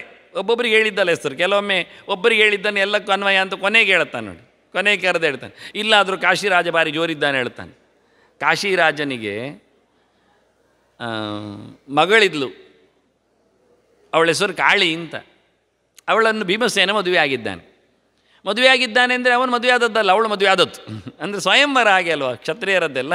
ಕಾಶಿರಾಜನಲ್ಲಿ ಸ್ವಯಂವರ, ಕಾಳಿ ಇದ್ದು ಕಾಳಿ ತಗೊಂಡೋಗಿ ಮಾಲೆಯನ್ನು ಭೀಮಸೇನ ಕುತ್ತಿಗೆ ಹಾಕಿಬಿಟ್ಲು. ಈಗ ಯಾರು ಮಾತಾಡಲಿಕ್ಕೆ ಬರೋದೇ ಇಲ್ಲ, ಯಾಕೆ ಭೀಮಸೇನ ಕುತ್ತಿಗೆ ಎತ್ತು ಸೀದಾ ಹೋದರು ಅಲ್ಲಾಡಿಸಿಕೊಂಡು. ಅದೇ ಕಾಶಿರಾಜನಲ್ಲಿ ಮತ್ತೊಂದು ಮಗಳನ್ನು ದುರ್ಯೋಧನ ಮದುವೆ ಆಗಿದ್ದಾನೆ. ಯಾರ ಕಡೆ ಬರಬೇಕೀಗ ಕಾಶಿರಾಜ? ದುರ್ಯೋಧನ ದೊಡ್ಡ ಮಗ ಧೃತರಾಷ್ಟ್ರನಿಗೆ, ಭೀಮಸೇನ ಎರಡನೇವ ಪಾಂಡವಿಗೆ, ಪಾಂಡುವು ಎರಡನೇವ ಗದ್ದುಗೆಯಲ್ಲಿ, ಧೃತರಾಷ್ಟ್ರ ಹಿರಿಯವ. ಹೋಗಿ ಹೋಗಿ ಕಾಶಿರಾಜ ಇಲ್ಲಿ ಸೇರಿದ್ದ. ಇನ್ನು ಮತ್ತೆ ತಲೆ ತೋರಿಸ್ಲಿಕ್ಕೆ ಶುರುವಾಯಿತು. ಕಾಶಿರಾಜಶ್ಚ ಅಂತಾನೆ. ಅವನು ಓದದ್ದ ಮತ್ತೆ ಆಗಲಿಲ್ಲ. ಪುರುಜಿತ್ತು ಕುಂತಿಭೋಜಶ್ಚ ಶೈಬ್ಯಶ್ಚ ನರಪುಂಗವ. ಇನ್ನೂ ದೊಡ್ಡ ದೊಡ್ಡ ಜನ ಇದ್ದಾರೆ. ಪುರುಜಿತ್, ಕುಂತಿಭೋಜ, ಅವರಿಬ್ಬರು ಕುಂತಿಭೋಜನ ದೇಶದವರು. ಕುಂತಿಭೋಜ ಅಂತ ಕುಂತಿ ದೇಶಕ್ಕೆ ಹೆಸರು. ಕುಂತಿಯನ್ನು ದತ್ತು ಕೊಟ್ಟಿದ್ದಾನಾಗ ಹಿಂದೆ ಶೂರಸೇನ, ವಸುದೇವನ ಅಪ್ಪ, ವಸುದೇವನ ತಂಗಿ ಕುಂತಿ. ಎಳವೆಯಲ್ಲೇ ಕೊಟ್ಟಿದ್ದಾನೆ ಕುಂತಿ ಭೋಜನಿಗೆ. ಆದ್ದರಿಂದ ರಾಜ ಕುಂತಿ ಪಕ್ಷಕ್ಕೆ ಬರಬೇಕು ತಾನೆ, ಬಂದಿದ್ದಾನೆ. ಪುರುಜಿತ್ ಇನ್ನೊಬ್ಬ ಇದ್ದಾನಲ್ಲಿ. ಇಬ್ಬರು ಇಲ್ಲಿಯೇ ಸೇರಿದ್ದಾರೆ. ಕುಂತಿ ಭೋಜನ ಇಬ್ಬರೂ ಅರಸರು. ಪುರುಜಿತ್ ಮತ್ತು ಕುಂತಿ ಭೋಜ ಇಬ್ಬರೂ ಸಹ ವಾಸ್ತವ ಪಾಂಡವರ ತಾಯಿಯ ಕಡೆಗೆ ಬರುವಂಥದ್ದು ತಪ್ಪಿಲ್ಲ. ಬಂದಿದ್ದಾನೆ ಲೆಕ್ಕ ಮಾಡಿಕೊಂಡ. ಪುರುಜಿತ್ ಕುಂತಿ ಭೋಜಶ್ಚ. ಮತ್ತೊಬ್ಬ ಶೈಬ್ಯ, ಶಿಬಿದೇಶದವ, ಬಹಳ ಉದಾರಿ ಶಿಬಿ ಚಕ್ರವರ್ತಿ ಹಿಂದೆ ಅವನ ಹೆಸರೋದು. ಅಲ್ಲಿದ್ದವ ಯಾರು ಅಂದರೆ ಕೋಟಿಕಾಶ್ಯ ಇದ್ದ. ಅವ ಜಯದ್ರಥನ ಫ್ರೆಂಡ್, ಮಿತ್ರ. ಜಯದ್ರಥ ದುರ್ಯೋಧನ ತಂಗಿಯ ಗಂಡ. ಸ್ವಲ್ಪ ಪರಿಚಯ ಆದರೂ ಮಾಡಿಕೊಳ್ಳಿ. ಯಾರ್ಯಾರೋ ಕ್ರಿಕೆಟರ್ಸ್ಗಳನ್ನು, ಪಿಕ್ಚರ್ ಆ್ಯಕ್ಟರ್ಸ್ಗಳನ್ನೆಲ್ಲ ನೀವು ಇಟ್ಕೊಳ್ತೀರಿ, ತಿಳ್ಕೊಳ್ತೀರಿ ಅಲ್ಲ. ಸ್ವಲ್ಪ ನಮ್ಮ ಪಾಂಡವರ ಆಚೀಚಿನವರನ್ನೆಲ್ಲ ಹೆಸರು, ಅವರ ಸಂಬಂಧ ಅದೆಲ್ಲ ನೆನಪಿಟ್ಕೊಳ್ಳಿಕ್ಕೆ, ಸುಮ್ಮನೆ ಕೇಳಿ ಬಿಡಲಿಕ್ಕಲ್ಲ. ಕೋಟಿಕಾಶ್ಯ ಅಂತ ಒಬ್ಬ ಇದ್ದ. ಅವನು ಜಯದ್ರಥನ ಮಿತ್ರ. ಜಯದ್ರಥ ದುಶ್ಶಲೆಯ ಗಂಡ. ದುಶ್ಶಲೆ ದುರ್ಯೋಧನನ ಕೊನೆಯ ತಂಗಿ, ಒಂದೇ ತಂಗಿ. ಯುದ್ಧಕ್ಕೆ ಬರುವುದಿಲ್ಲ ಅಂದವವ. ನಮಗೆ ಯಾಕೆ, ಹೆಂಗಸರಿಗೆಲ್ಲ ಹುಡುಗಿಯರಿಗೆಲ್ಲ ಪಾಲೆಲ್ಲ ಇರುವುದಿಲ್ಲ, ಅರಸೊತ್ತಿಗೆಲ್ಲ ಅಟೆ ನಿಮಗೆ ಅಂತೇಳಿ ನಿಜವಾಗಿ ಜಯದ್ರಥ ಬರುವವ ಅಲ್ಲ. ಆದರೂ ಇವರ ಉಮೇದಿಗೆ ಎಲ್ಲ ಎಳ್ಕೊಂಡದ್ದಕ್ಕೆ ಕೊನೆಗೂ ಒಂದಿನ ದಮ್ಮಯದಕ್ಕೆ ಆಗಿದ್ದಾನೆ. ನನ್ನನ್ನು ಮುಗಿಸ್ತೇನೆ ಅಂತ ಹೇಳಿದ್ದಾನೆ ಅರ್ಜುನ, ನಾನು ಬರುವುದೇ ಇಲ್ಲ ಹೋರಾಟಕ್ಕೆ ಅಂತೇಳಿ. ಇಲ್ಲ, ನಿನ್ನನ್ನು ಪೂರ್ತಿ ನಾವು ರಕ್ಷಣೆ ಮಾಡ್ತೇವೆ ಅಂತ ಹೇಳುವನು 3 ಮೈಲು ದೂರದಲ್ಲಿ ನಿಲ್ಲಿಸಿ ಅವನನ್ನು 3 ಮೈಲು ಉದ್ದಕ್ಕೆ ಕೌರವರ ದಂಡು, ಪ್ರೊಟೆಕ್ಷನ್ ಜಯದ್ರಥನಿಗೆ. ಆ 3 ಮೈಲಿನ ಒಳಗೆ ಹೋಗಿ ಅರ್ಜುನ ಹೊಡೆದಾಕಿದ್ದವನನ್ನು ಲೆಕ್ಕ ಹಾಕಿ. ಹೊಡ್ಕೊಂಡು ಹೋಗ್ಲಿಕ್ಕೆ ಯಾರೂ ಬಿಡದಂತೆ ಎಲ್ಲರೂ ನಿಂತಿದ್ದಾರೆ ಅಡ್ಡಕ್ಕೆ. ಒಂದೊಂದು ಯುದ್ಧಕ್ಕೆ 3 ಗಂಟೆ ಬೇಕಾಗ್ತದೆ ಒಬ್ಬೊಬ್ಬರತ್ತು. ಕಲ್ಲು ಬಿಸಾಡೋರಿದ್ದರು, ಆನೆ ಮೇಲೆ ಹೋರೋರಿದ್ದರು. ಬಹಳ ಅದ್ಭುತ. ಅರ್ಜುನ ಒಬ್ಬ ಹೋರಾಡಲಿಕ್ಕೆ, ಕೃಷ್ಣ ರಥ ಎಳಿಲಿಕ್ಕೆ. ಆದರೆ ಅವರು ಮಾತ್ರ ಸರದಿ ಪ್ರಕಾರ ಹೋರಾಡಲಿಕ್ಕೆ, ಒಳಗೋಗ್ತಾ ಭೇದ ಮಾಡ್ತಾ. ಒಂದು ತುಕಡಿ ಹೋರಾಡಿದ ನಂತರ ಅವರಿಗೆ ರೆಸ್ಟ್ ಆಗ್ತದೆ, ಮುಂದೋಗ್ತಾನೆ. ಅವ್ರು ಹೊಡಿತಾರೆ, ಮುಂದೋಗ್ತಾನೆ. ನೋಡಿ, ಯೋಚನೆ ಮಾಡಿ. ಅರ್ಜುನ ರೆಸ್ಟ್ಲೆಸ್ದಾಗಿ ಹೊಡಿಬೇಕು, ಇವರು ಪ್ರತಿಯೊಬ್ಬರು ಅಲ್ಲಲ್ಲಿ ಕೂತು ಅವನನ್ನು ಹೋರಾಡ್ತಾ ಇದ್ದಾರೆ 3 ಮೈಲಿನಲ್ಲಿ. ಆದ್ದರಿಂದಲೇ ಕೃಷ್ಣ ಆ ಕುದುರೆಗೆ ಚೂರು ನೀರು ಕುಡಿಸುವುದೆಲ್ಲ ಮಾಡಿದಾಗ ಅವನು ಸುಮ್ಮನೆ ಇರೋದಿಲ್ಲ ಸ್ವಲ್ಪ ಹೊತ್ತಿನಲ್ಲಿ. ಆಗ ಅರ್ಜುನ ಸುಮ್ಮನೆ ಇದ್ದ, ಮಲಗಲಿಲ್ಲ ರಥದಲ್ಲಿ. ಕುದುರೆ ಕಟ್ಟಿ ತೆಗೆದಿದ್ದಾನಲ್ಲ, ನೀರು ಕುಡಿಸ್ತಾ ಇದ್ದಾನಲ್ಲ, ಹೇಳಿಕೊಂಡು ಹೋಗಲಿಲ್ಲ. ಅರ್ಜುನ ನೆಲಕ್ಕೆ ಇಳಿದು ಹೋರಾಟ ಮಾಡಿದ್ದಾನೆ. ಬನ್ನಿ ಅಂತೇಳಿ, ಕುದುರೆ ನೀರು ಕುಡಿಯಲಿ, ಕೃಷ್ಣ ನೀರು ಕುಡಿಸಲಿ. ರಥವೇ ಇಲ್ಲ, ಸಾರಥಿಯೇ ಇಲ್ಲ, ಖಾಲಿ ನೆಲದಲ್ಲಿ ನಿಂತು ಅರ್ಜುನ ಹೋರಾಡಿದ್ದಾನೆ ಎಲ್ಲರ ಜೊತೆಯಲ್ಲಿ. ಇದು ಅರ್ಜುನ. ಅದೇ ಇವನಿಗೆ ಕಾಯುವುದು. ಇಲ್ಲಿ ಎಲ್ಲ ಅಭ್ಯಾಸ ಮಾಡಿದ್ದವ, ಮೇಲ್ಲೋಕದಲ್ಲಿ ಅಭ್ಯಾಸ ಮಾಡಿದ್ದಾನವ. ನಿವಾತ ಕವಚರು ಅಂತೇಳಿ ಗಾಳಿಯೂ ಒಳಗೋಗದಷ್ಟು ಟೈಟ್ ಆದ ಕವರ್ ಇರುವವರು. ನಾವೆಲ್ಲ ಬುಲೆಟ್ ಪ್ರೂಫ್ ಎಲ್ಲ ಹೇಳ್ತೇವಲ್ಲ, ಹೆಸರು ನೋಡಿ, ನಿವಾತ ಅಂತ. ವಾತ ಅಂದರೆ ಗಾಳಿ, ನಿವಾತ ಅಂದರೆ ಏರ್ ಟೈಟೆಡ್. ಗಾಳಿ ಹೋಗೋದಷ್ಟು ಟೈಟ್ ಆದ ಅವರು ಜಾಕೆಟ್ ಹಾಕಿದ್ದಾರೆ. ಅದರಿಂದ ಸಾಯಲಿಕ್ಕೆ ಇಲ್ಲ, ಅವರನ್ನು ಹರಿದು ಸಾಯಿಸಿಬಿಟ್ಟಿದ್ದಾನೆ ಲಕ್ಷಗಟ್ಟಲೆ ಜನರನ್ನು. ಇಂದ್ರನಿಗೂ ಆಗುವುದಿಲ್ಲ ಹೇಳಿ. ಇದು ಗುರುದಕ್ಷಿಣೆ. ಇದೆಲ್ಲ ಕಿವಿ ಕೇಳಿದ್ದಾರೆ ದುರ್ಯೋಧನಾದಿಗಳು. ಅದಕ್ಕೆ ಅರ್ಜುನ ಅಂತ ಕರೆದದ್ದು, ಕಮ್ಮಿ ಇಲ್ಲ ಅಂತ. ಭೀಮ ಸಾಯಿಸಿದ್ದೆಲ್ಲ ನಾನು ನಿನ್ನೆ ಹೇಳಿದ್ದೇನೆ, ಲೆಕ್ಕ ಕೊಟ್ಟಿದ್ದೇನೆ ಎಷ್ಟು ಅಂತ. ಇದನ್ನು ಗಮನಿಸಿಕೊಂಡು ಅವನು ಬೆವತು ಹೋದದ್ದು, ಬೊಬ್ಬೆ ಹೊಡೆದದ್ದು. ಹಾಗಾಗಿ ಕೋಟಿಕಾಶ್ಯನ ಲೆಕ್ಕಾಚಾರದಲ್ಲಿ ಶೈಬ್ಯ ದೇಶದವನ ಮಾತಾಡಿ ಇವತ್ತು ಕೋಟಿಕಾಶ್ಯ ಇಲ್ಲ. ಜಯದ್ರಥನ ಮಿತ್ರ ಇದ್ದರೆ, ಕೋಟಿಕಾಶ್ಯ ಇದ್ದರೆ ಇತ್ತ ಬರ್ತಿದ್ದ ಆ ಸೈನ್ಯ. ಇವತ್ತು ಶಿಬಿದೇಶದ ಸೈನ್ಯ ನಮ್ಮ ಕೈಯಲ್ಲಿ ಬರಲಿಲ್ಲ, ಯಾಕೆಂದರೆ ಅವನ ಮಗ ಆಚೆ ಹೋಗಿಬಿಟ್ಟಿದ್ದಾನೆ. ಕೋಟಿಕಾಶ್ಯ ಎಡವಟ್ಟು ಮಾಡಿಕೊಂಡದ್ದು. ಜಯದ್ರಥ ಕೋಟಿಕಾಶ್ಯ ಇಬ್ಬರು ಸ್ವಯಂವರಕ್ಕೆ ಅಂತ ಹೋಗಿದ್ದಾರೆ. ದಾರಿಯಲ್ಲಿ ಹೋಗುವಾಗ ಕಾಡಿನ ಮಧ್ಯದಲ್ಲಿ ದ್ರೌಪದಿಯನ್ನು ನೋಡಿದ್ದಾರೆ. ಜಯದ್ರಥನಿಗೆ ಗೊತ್ತು ದ್ರೌಪದಿ ಯಾರು ಅಂತ, ಪಾಂಡವರ ಹೆಂಡತಿ ಅಂತ. ಅವ್ರ ಮಧ್ಯೆಯಲ್ಲಿ ಕೀಟಲ್ಲಿ ಮಾಡೋದು. ಹೇಗೂ ಮದುವೆಗೆ ಹೊರಟದ್ದು ನಾವು ಸ್ವಯಂವರಕ್ಕೆ. ಹುಡುಗಿ ಸಿಗ್ತದೆ ಎಲ್ಲೂ ಗೊತ್ತಿಲ್ಲ, ಅಲ್ಲಿ ಎಂಥ ಯಂತ್ರ ಭೇದನೆಗಳಲ್ಲಿ ಇರ್ತದೇನೋ. ಇಲ್ಲಿ ಅಂತೂ ಒಂದು ಸಿಗ್ತದಲ್ಲ, ಖಾಲಿ ಕೂತಿದೆ ಎಲ್ಲ ದ್ರೌಪದಿ. ಇದನ್ನಾದ್ರೂ ಇಟ್ಕೊಂಡು ಹೋಗೋದು, ಹುಡುಗಿ ಆದರೆ ಆಯಿತು ಅಂತೇಳಿ ಸೀದಾ ಬಂದದ್ದೇ ಜಯದ್ರಥ, ಕೋಟಿಕಾಶಿ ಬಂದದ್ದೇ. ದ್ರೌಪದಿ ಹೇಳ್ತಾಳೆ, ತಂಗಿ ಗಂಡವ ಬೇರೆ ಪಾಂಡವರದ್ದು, ದುಶ್ಶಲೆಯ ಕುಟುಂಬದ್ದಲ್ಲೋ ಏನಿದ್ರು. ಹಾಗಾಗಿ ದ್ರೌಪದಿ ಹೇಳ್ತಾಳೆ, ನಾನೇ ರಥ ಹತ್ತುತ್ತೇನೆ, ಹೋಗುವ. ನಾಚಿಗೆ ಬಿಟ್ಟವ, ಈಗ ಬರ್ತಾರೆ ಪಾಂಡವರು, ಹೊರಟೋಗಿದ್ದಾರೆ ಹೊರಗೆ, ಆಗ ನಿನಗೆ ಶಾಸ್ತಿ ಆಗತ್ತೆ ಅಂತೇಳಿ ದೌಮ್ಯರ ಹತ್ರ, ಪುರೋಹಿತರ ಹತ್ರ ಹೇಳಿ ನಾನು ಹತ್ತಿದ್ದೇನೆ ಜಯದ್ರಥನ ಗಾಡಿಯನ್ನು ಅಂತ ಹೇಳಿಬಿಡಿ ಹೇಳಿ ಹೋಗಿದ್ದಾನೆ. ಬರ್ತಾ ಇದ್ದಾರೆ ಪಾಂಡವರು ಎದುರಲ್ಲಿ. ಹೇಳಿದ್ಲು ಗಾಡಿಯಲ್ಲಿ ಕೂತು ಜಯದ್ರಥನ ಹತ್ರ, ನೋಡು ಅಲ್ಲಿ ಬರ್ತಾ ಇದ್ದಾನಲ್ಲ, ಅದು ಧರ್ಮರಾಜ, ಇದು ಭೀಮಸೇನ, ಇದು ಅರ್ಜುನ ಅಂತ ಹೇಳಿ. ಏನು ಮಾಡೋ, ಹೋರಾಟ ಮಾಡಿದರು. ಭೀಮಸೇನ ಸರಿ ಗುದ್ದಿದ್ದಾನೆ ಬೇರೆ, ಮತ್ತು ಕೊಲ್ಲುವುದು ಬೇಡ ಅವನನ್ನು ಅಂತ ಜಯದ್ರಥನ ಅಂತ ಹೇಳಿ ಧರ್ಮರಾಜ ಹೇಳ್ತಾ ಇದ್ದಾನೆ. ಎಂತಾದರೂ ತಂಗಿ ಗಂಡ ಅಲ್ಲ ಮಾರೆ, ಸುಮ್ಮನೆ ಯಾಕೆ ಅವನ ಮಂಡೆ ತೆಗೆಯುವುದು ಅಂದ. ಆಯಿತು ಅಂತೇಳಿ ಜೊಟ್ಟೆಲ್ಲ ಅವನಿಗೆ ಹರಿದು ಹಾಕಿ ಮಂಡೆ ಅರ್ಧಂಬರ್ಧ ಬೋಳಿಸಿ ಅವನನ್ನು ಕಳಿಸಿ ಕೋಟಿಕಾಶ್ಯನನ್ನು ಅಲ್ಲೇ ಜಜ್ಜಿಗೆ ಸಾಯಿಸಿಬಿಟ್ಟಿದ್ದಾನೆ. ಬಾ ಅಂತ ಹೇಳಿದವ, ಕೋಟಿಕಾಶ್ಯನಲ್ಲಿ ಕಳಿಸಿದ್ದು ಜಯದ್ರಥ ಹೋಗಿ ಅವಳನ್ನು ಬರಲಿಕ್ಕೆ ಹೇಳು ಅಂತ. ಇವ ಎದುರು ಬರಲಿಲ್ಲ. ಕೋಟಿಕಾಶಿ ಹೋಗಿ ಕರೆದದ್ದು ದ್ರೌಪದಿಯನ್ನು, ಬಾ ಅಲ್ಲಿ ರಥ ಹತ್ತು ಇದ್ದಾನೆ ಜಯದ್ರಥ ನಿನಗೆ, ಇವರು ಕಾಡಿನಲ್ಲಿ ಬಿದ್ದವರು, ಗೆಣಸು ತಿನ್ನುವವರು ನಿನಗೆ ಯಾಕೆ ಅಂತ ಕೇಳಿದವ. ಅದಕ್ಕೆ ಅವನನ್ನು ಮುಗಿಸಿಬಿಟ್ಟ. ಅದೇ ಕೋಟಿಕಾಶ್ಯ ಸತ್ತಿದ್ದಾನೆ. ಇವತ್ತು ಮಗ ಶೈಬ್ಯ ಪಾಂಡವರ ಪಕ್ಷದಲ್ಲಿ ಕೂತಿದ್ದಾನೆ.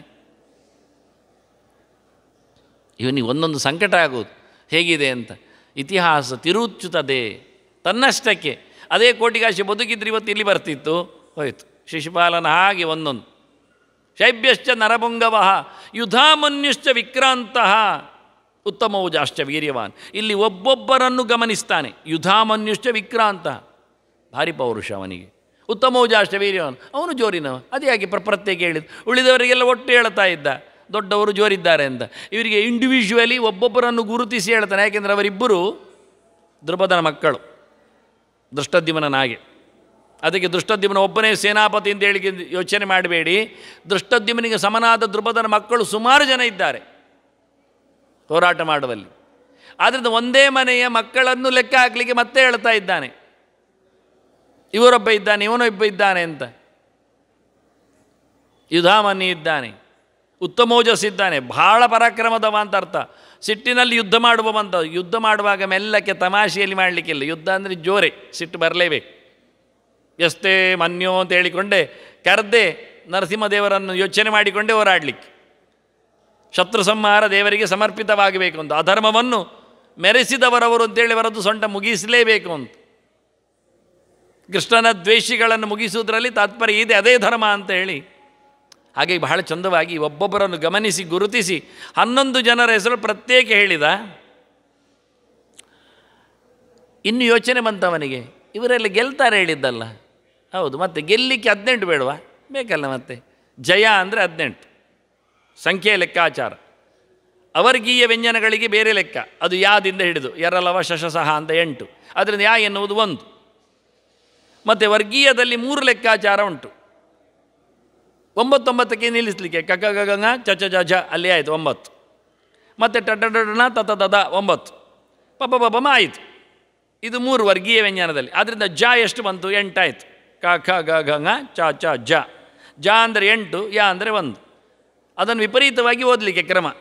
ಸಂಸ್ಕೃತವ ಲೆಟರ್ಸ್ಗಳನ್ನು ಅಂಕೆಯಲ್ಲಿ ತರುವಾಗ ಅಂಕಾನ ವಾಮತೋಗತಿಯಿಂದ ತಿರುಚಿ ಹೇಳಬೇಕು ಅಂತ. ಆದ್ದರಿಂದ ಜಯ ಅಂದರೆ 8 1 1 8 ಅಂತ ಓದಲಿಕ್ಕೆ 18 ಕ್ರಮ ಆಗಿ 18 ಇದ್ದರೆ ಜಯ.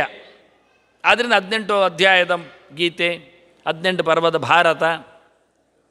ಇಲ್ಲಿ 11 ಆಯ್ತು ಅವನಿಗೆ. 11 ಸರಿ, ಯಾಕೆ ಅಕ್ಷೋಹಿಣಿ ಸೈನ್ಯದ ಲೆಕ್ಕಾಚಾರಕ್ಕೆ ಹೇಳಿದ್ದವ. ಅಲ್ಲಿ ಮತ್ತೆ 7 ಹೇಳ್ತಾನೆ, ಅಲ್ಲಿ 18ಕ್ಕೆ ಹೋಗುವುದೇ ಇಲ್ಲವ. ಇಲ್ಲಿ ಮತ್ತೆ ನಿಲ್ಲಿಸಿ ಹೇಳ್ತಾನೆ, ಉಂಟಲ್ಲ 11 ಆಯ್ತಲ್ಲ. ಇನ್ನೊಂದು ನಾನು ಮೊದಲೇ ಹೇಳಿದ್ದೇನೆ, ದೃಪದ ಪುತ್ರೇಣ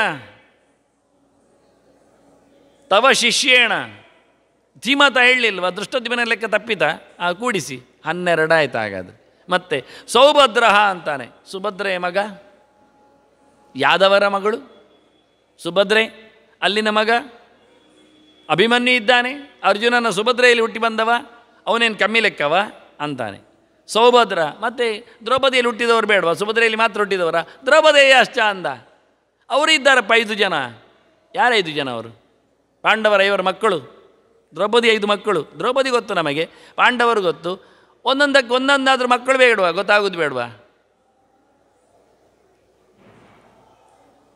ಕಲಿತು ಬನ್ನಿ ಹೆಸರಾದರೂ ಒಮ್ಮೆ. ಪ್ರತಿವಿಂಧ್ಯ, ಸುತಸೋಮ, ಶ್ರುತಕೀರ್ತಿ, ಶತಾನೀಕ, ಶ್ರುತಕರ್ಮ. ಅದು ಯಾಕೆ ಆ ಹೆಸರಿಟ್ಟದ್ದು ಎನ್ನುವುದಕ್ಕೂ ಒಂದು ದೊಡ್ಡ ಇತಿಹಾಸ ಉಂಟು. ಅದು ಹೇಳೋದಿಲ್ಲ ಈ ಸರ್ತಿ, ಅದು ಸುಮಾರು ತಡ ಆಗ್ತದೆ. ಮತ್ತು ಒಬ್ಬೊಬ್ಬ ಹುಟ್ಟಿದವನಿಗೂ ಒಂದೊಂದು ಹೆಸರಿಗೆ ಕಾರಣ ಹೇಳಿದ್ದಾರೆ ಅವರು. ದ್ರೌಪದಿ 5 ಮಕ್ಕಳು. ಇದೆಲ್ಲ ಗೀತೆ ಪಾರಾಯಣ ಪುಸ್ತಕದಲ್ಲೆಲ್ಲ ಬರ್ದಿಡಬೇಕಲ್ಲಿ ಬದಿಯಲ್ಲಿ ಮಾರ್ಜನಲ್ಲಿ. ಬೇರೆಲ್ಲ ಎಂತೆಲ್ಲ ಬರಿತೀರಲ್ಲ, ಹಾಗಿಲ್ಲಿ ನೋಟ್ ಮಾಡಿಕೊಂಡಿರಬೇಕು, ಮರೆತು ಹೋಗದಂತೆ. ಯೋಚನೆ ಮಾಡಿಕೊಂಡ್ರೆ ಪಾಪ ನಿವೃತ್ತಿ ಆಗುವ, ಪುಣ್ಯ ಅಭಿವೃದ್ಧಿ ಆಗತಕ್ಕಂತಹ ಸ್ಮರಣೀಯ ವ್ಯಕ್ತಿಗಳವರೆಲ್ಲ. ದೊಡ್ಡ ವಿಷ್ಣುವಿನ ಭಕ್ತರವರು, ವಿಶ್ವೇ ದೇವತೆಗಳೇ ಒಂದು ದೃಷ್ಟಿಯಿಂದ ಅವರು. ಇರಲಿ ಬಿಡಿ. 5 ಮಕ್ಕಳನ್ನು ಇಟ್ಕೊಂಡ ದ್ರೌಪದಿ 5 ಮಕ್ಕಳು ಗಡ್ಸಾಗಿ ಕೂತಿದ್ದಾರೆ ಅಂದ ಇವ. ಒಟ್ಟೆಷ್ಟಾಯ್ತು ಈಗ? 11 ಜನರ ಹೆಸರು ಹೇಳಿದ. ಮೊದಲು ದೃಷ್ಟದ್ಯುಮ್ನನನ್ನು ಸೇನಾಪತಿಯನ್ನು ಕರೆದಿದ್ದ, 12 ಆಯಿತು. ಸುಭದ್ರೆಯ ಮಗನನ್ನು ಅಭಿಮನ್ಯನ್ನು ಕೂಡಿಸಿದ 13 ಆಯಿತು. ಮತ್ತು 5 ಜನ ದ್ರೌಪದಿಯ ಮಕ್ಕಳಾಯಿತು. ಒಟ್ಟು 18 ಆಯಿತು. ಇದು ಉದ್ದೇಶಪೂರ್ವಕವಾಗಿಯೇ ದುರ್ಯೋಧನ ನೋಡಿ ನೋಡಿ ಗಮನಿಸಿ ಹೇಳಿದ ಕಥೆಗಳು. ಇನ್ನು ಜಯ ಆಗದೇ ಇರ್ತದೆ ಇವರಿಗೆ. ಇಲ್ಲಿ ಮುಗಿಲಿಲ್ಲ, ನಮ್ಮಲ್ಲಿ ಹೇಳಬೇಕಾ ಅಂತಾನೆ. ಅಸ್ಮಾಕಂತೂ ನಮ್ಮದ ಅಂತಾನೆ. ನಮ್ಮದ ಅಂತಾನೆ ನೋಡಿ. ಮತ್ತು ತೂ ಅಂತ ಕಳೆಸರ್ತಿ ಹೇಳಿದ್ದೆ, ಅವನು ದುಷ್ಟವಾತು ಹೇಳಿದ ಹಾಗೆ. ನಮ್ಮದ ವಿಶಿಷ್ಟಾಯೇ. ನಮ್ಮಲ್ಲಿ ಭಯಂಕರ ವಿಚಿತ್ರರಿದ್ದಾರೆ, ವಿಶಿಷ್ಟರು, ಸಾಮಾನ್ಯರಲ್ಲ. ನಿಜವಾಗಿ ಖಾಲಿ ಒಂದು ವಿ ತೆಗೆದು ಹೇಳಿದರೆ ಚೆನ್ನಾಗಿರ್ತಿತ್ತು. ಶಿಷ್ಟಾಯೇ ಅಂತ. ಶಿಷ್ಟರು, ಶಿಷ್ಟರು ಅಂದರೆ ಒಳ್ಳೆಯವರು ಅಂತ ಅರ್ಥ. ವಿಶಿಷ್ಟರು ಅಂದರೆ ಒಂದು ದೃಷ್ಟಿಯಿಂದ ಒಳ್ಳೆತನ ಇಲ್ಲದವರು ಅಂತಲೂ ಅರ್ಥ ಆಗ್ತದೆ. ವಿಗತಾಹ ಅಂತ ಅರ್ಥ. ವಿಗತಾಹ ಶಿಷ್ಟಾಹ ಅಂತ, ವಿರುದ್ಧ ಶಿಷ್ಟ ಅಂತಲೂ ಅರ್ಥ ಆಗ್ತದೆ. ಇರಲಿ, ಅವನು ಯಾವ ಲೆಕ್ಕಾಚಾರದಲ್ಲಿ ಹೇಳಿದ್ದಾನೆ ದುರ್ಯೋಧನ.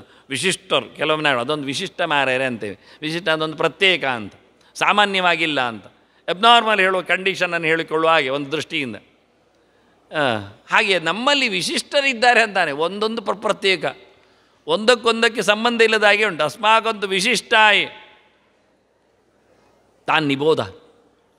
ಸ್ವಲ್ಪ ಎಚ್ಚರ ಮಾಡಿಕೊ, ಹೇಳ್ತೇನೆ. ನಾಯಕ ಮಮ ಸೈನ್ಯಸ್ಯ, ಮತ್ತೆ ಹೇಳಲಿಕ್ಕೆ ಹೋದರೆ ಅವರೆಲ್ಲ ಲೀಡರ್ ಅಂತಾನೆ. ಅಲ್ಲಿ ಲೀಡರ್ನ ಬಗ್ಗೆ ಮಾತಾಡಲಿಲ್ಲವ, ಪಾಂಡವರಲ್ಲಿ ಅಂದ ಸುದ್ದಿಯೇ ಇಲ್ಲ, ನಾಯಕ ಶಬ್ದವೂ ಇಲ್ಲ, ಏನಿಲ್ಲ. ಅತ್ರ ಶೂರ ಮಹೇಶ್ವರ ಡೈರೆಕ್ಟ್. ಇಲ್ಲಿ ಲೀಡರ್ಸ್ ಓನ್ಲಿ. ಅವ ಹೇಳೋದು ನಾನು ಖಾಲಿ ಇಲ್ಲಿನ ಗುರಿಕಾರರನ್ನು ಹೇಳುತ್ತೇನೆ ಅಂದ. ನಾಯಕ ಮಮ ಸೈನ್ಯಸ್ಯ. ಒಂದು ಹೊಡಿಬೇಕಿತ್ತು ದ್ರೋಣರಲ್ಲಿ ಅವನಿಗೆ. ಯಾಕೆಂದರೆ ಮಮ ಸೈನ್ಯಸ್ಯ ಅಂತಾನಲ್ಲ, ಅವನದ್ದ ಸೈನ್ಯ. ಎಂಥ ವಿಚಿತ್ರ ನೋಡಿ. ನಮ್ಮ ಸೈನ್ಯ ಹೇಳಬೇಕಾ ಬೇಡವಾ? ದ್ರೋಣರು ಅದರಲ್ಲಿ ಒಂದು ಯೂನಿಟ್ ಅಲ್ವಾ? ಅವರು ಮುಂಚೂಣಿಯಲ್ಲಿ ನಿಂತಿದ್ದಾರಲ್ಲ, ಅವರ ಮೇಲೆ ಭಾರ ಹಾಕಿದ್ದಾನಲ್ಲ. ವನವಾಸಕ್ಕೆ ತೆರಳುತ್ತಾ ಇದ್ದಾರೆ ಪಾಂಡವರು, ಹೀಗೆ ಹೋಗ್ತಾ ಇದ್ದಾರೆ. ಇವ ಹಿಂಬದಿಯಿಂದ ದುರ್ಯೋಧನ ಭೀಮಸೇನ ಹೋಗುವ ಹಾಗೆ ಮಾಡಿ ತೋಡಿಸಿದ್ದು ಆ್ಯಕ್ಷನ್. ಹೀಗೆ ನಡಿಗೆ, ಎತ್ತರದ ನಡಿಗೆ ಅವನದ್ದು, ಕಾಲೆತ್ತಿಡುವುದು. ಭೀಮಸೇನನ ಹಿಂದಕ್ಕೆ ಅವನು ಹಾಗೆ ಕಾಲಿಟ್ಟುಕೊಂಡು ಅವನಿಗೆ ತಮಾಷೆ ಮಾಡುವುದು. ಆಗ ಭೀಮಸೇನ ಮೆಲ್ಲ ಅರ್ಧ ತಿರುಗಿ ನೋಡಿದ. ಅರ್ಧ ನಿಷ್ಕ್ರಾಂತ ದೇಹೋಸವು. ಹೀಗೆ ತಿರುಗಿ ನೋಡಿದಾಗ ಹೀಗೆ ಹೋಗ್ತಾ ಇದ್ದಾನೆ. ಓಹೋ, ಭಾರಿ ಗೌಜು ಉಂಟಲ್ಲ ಕಾಲು, ತೊಡೆ ಮುರಿತೇನೆ ಅಂದ. ಒಂದು ತೊಡೆ ಮುರಿತೇನೆ ಅಂತ ಮೊನ್ನೆ ಹೇಳಿದ್ದೆ. ಜೂಜಿನಲ್ಲಿ ದ್ರೌಪದಿಯನ್ನು ಗೆದ್ದಿದ್ದೇನೆ ಹೇಳಿ ಎಳ್ಕೊಂಡು ತರಿಸಿ ಸಭೆಗೆ ತೊಡೆ ತಟ್ಟಿದ್ದೆ ಅಲ್ಲ ನೀನು. ಆಗ ಹೇಳಿದ್ದೇನೆ ಊರೋ ಮೃತ್ಯುರ್ ಭವಿಷ್ಯತಿ ಅಂತ. ಯಾರು? ದ್ರೌಪದಿ ಹೇಳಿದ್ದಾಳೆ. ತೊಡೆ ತಟ್ಟಿದ್ಯಾ ನನ್ನನ್ನು ನೋಡಿ, ನಿನ್ನ ತೊಡೆ ಮುರಿದು ನಿನ್ನನ್ನು ಸಾಯಿಸ್ತಾನೆ ಭೀಮ ಅಂದಿದ್ದನು. ಇದು ಎರಡನೇ ತೊಡೆ ಮುರಿದು ನಾನು ಹೇಳ್ತೇನೆ ಅಂದ. ನೀನು ನನ್ನ ಹಾಗೆ ನಡೆದು ನನಗೆ ತಮಾಷೆ ಮಾಡ್ತಾ ಇದ್ದೀಯಲ್ಲ, ಆ ಇನ್ನೊಂದು ತೊಡೆಯು ನನಗೆ ಮುರಿಲಿಕ್ಕುಂಟು ಹೇಳಿ ಎರಡು ತೊಡೆಯು ಮುರಿಯುವ ಕೆಲಸ ಮಾಡಿಕೊಂಡಿದ್ದಾನೆ ದುರ್ಯೋಧನ.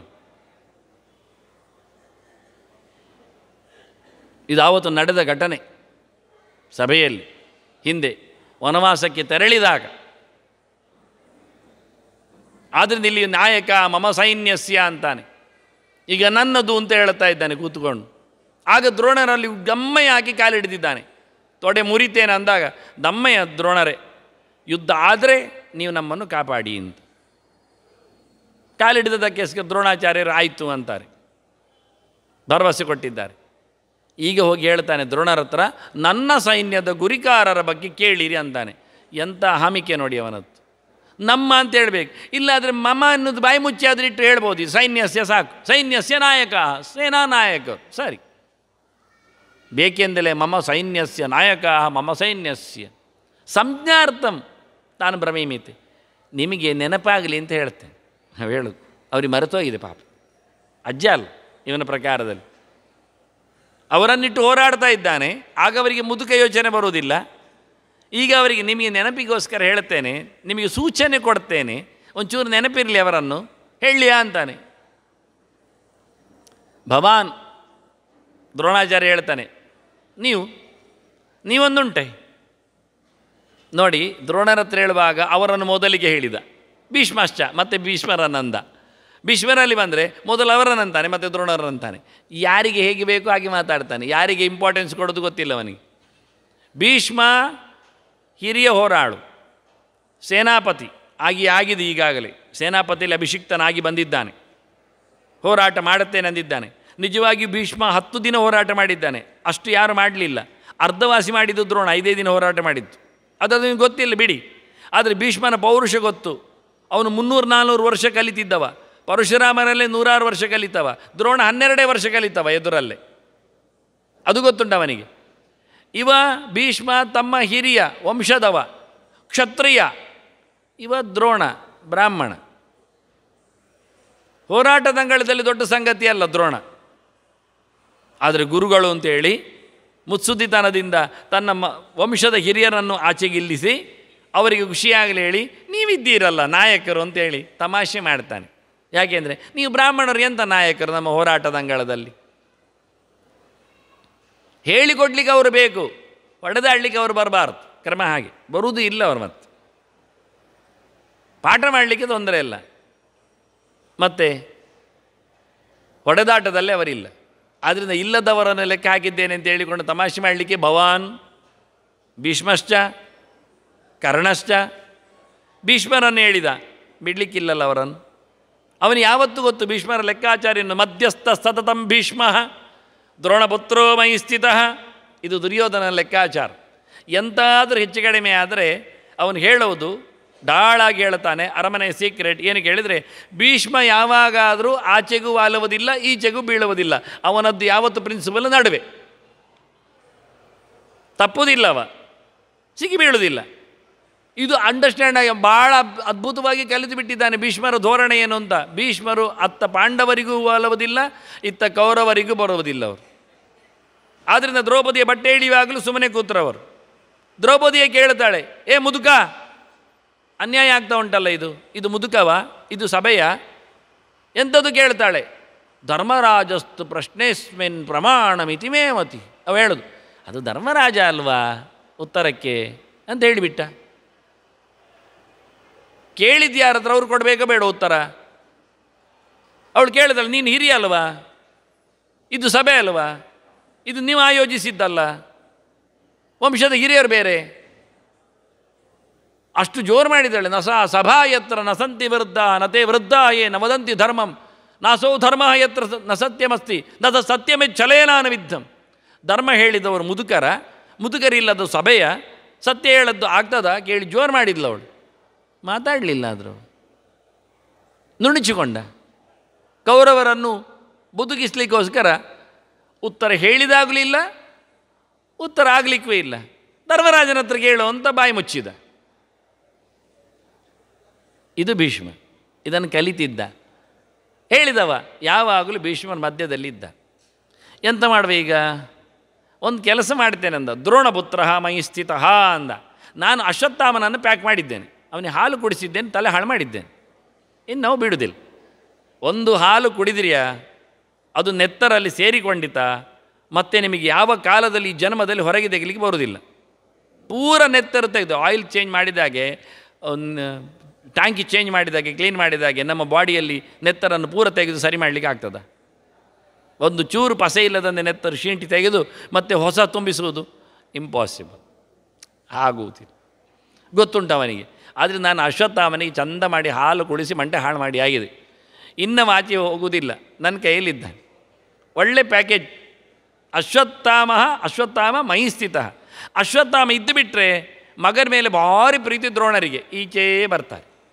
ದ್ರೋಣ ಈಚೆ ಬಂದ, ಅಶ್ವತ್ಥಾಮ ಈಚೆ ಬಂದ ಅಂದರೆ ಕೃಪಾಚಾರ್ಯರು ಅವರು ತಮ್ಮ ತಂಗಿ ಗಂಡನೇ ಕೊಟ್ಟದ್ದು ಕೃಪೆಯನ್ನು ದ್ರೋಣರಿಗೆ. ಹಾಗಾಗಿ ಕೃಪಾಚಾರ್ಯ ಇಲ್ಲೇ ಬರ್ತಾರೆ. 3 ಜನ ಸಿಕ್ಕಿದ್ರ ಭೀಷ್ಮರಲ್ಲಿಗೆ ಬರಬೇಕು.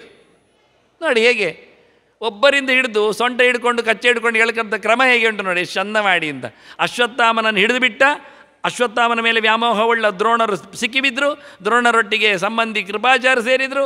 3 ಜನ ಬಂದರು. ಹೇಳಿ ಭೀಷ್ಮಾಚಾರ್ಯ ತನ್ಮಷ್ಟಕ್ಕೆ ಬಂದುಬಿಟ್ರು. ಕರಿಬೇಕಾಗಿಲ್ಲ ಇನ್ನು, ಎಲ್ಲ ನನಗೆ ಉಂಟಂದ. ಇವರನ್ನೇ ಲೆಕ್ಕ ಮಾಡ್ತಾನೆ ಬೆರಳು ಮಾಡಿಸುವಾಗ. ಭವಾನ್ ಭೀಷ್ಮಶ್ಚ ಕರ್ಣಶ್ಚ ಕೃಪಶ್ಚ ಸಮಿತಿಂಜಯ ಅಶ್ವತ್ಥಾಮ.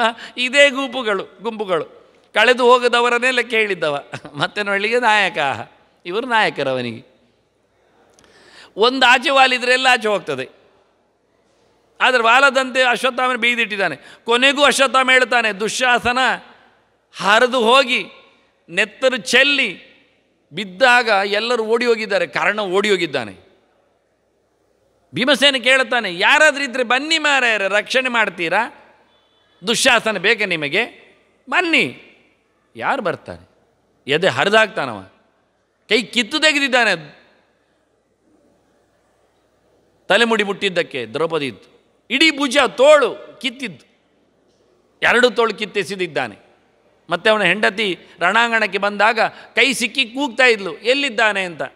ಈ ಕೈ ನನ್ನನ್ನು ಬಹಳ ಚಂದವಾಗಿ ಆಲಿಂಗನ ಮಾಡಿತ್ತು, ಮುದ್ದಾಡಿತ್ತು, ಎಲ್ಲಿ ಹೋಗಿದ್ದಾನೆ ದುಶ್ಯಾಸನ ಅಂತ ಹುಡುಕ್ತಾ ಇದ್ದಾಳೆ. ದೇಹ ಇಲ್ಲ, ದೇಹದಲ್ಲಿ ಒಂದು ನರಿನಾಯಿ ತಿಂದಾಕಿದೆ, ಕೈ ಸಿಕ್ಕಿದೆ ಅವಳಿಗೆ. ಇಷ್ಟು ಭಯಾನಕವಾಗಿ ಹರಿದಾಕಿದ್ದಾನೆ.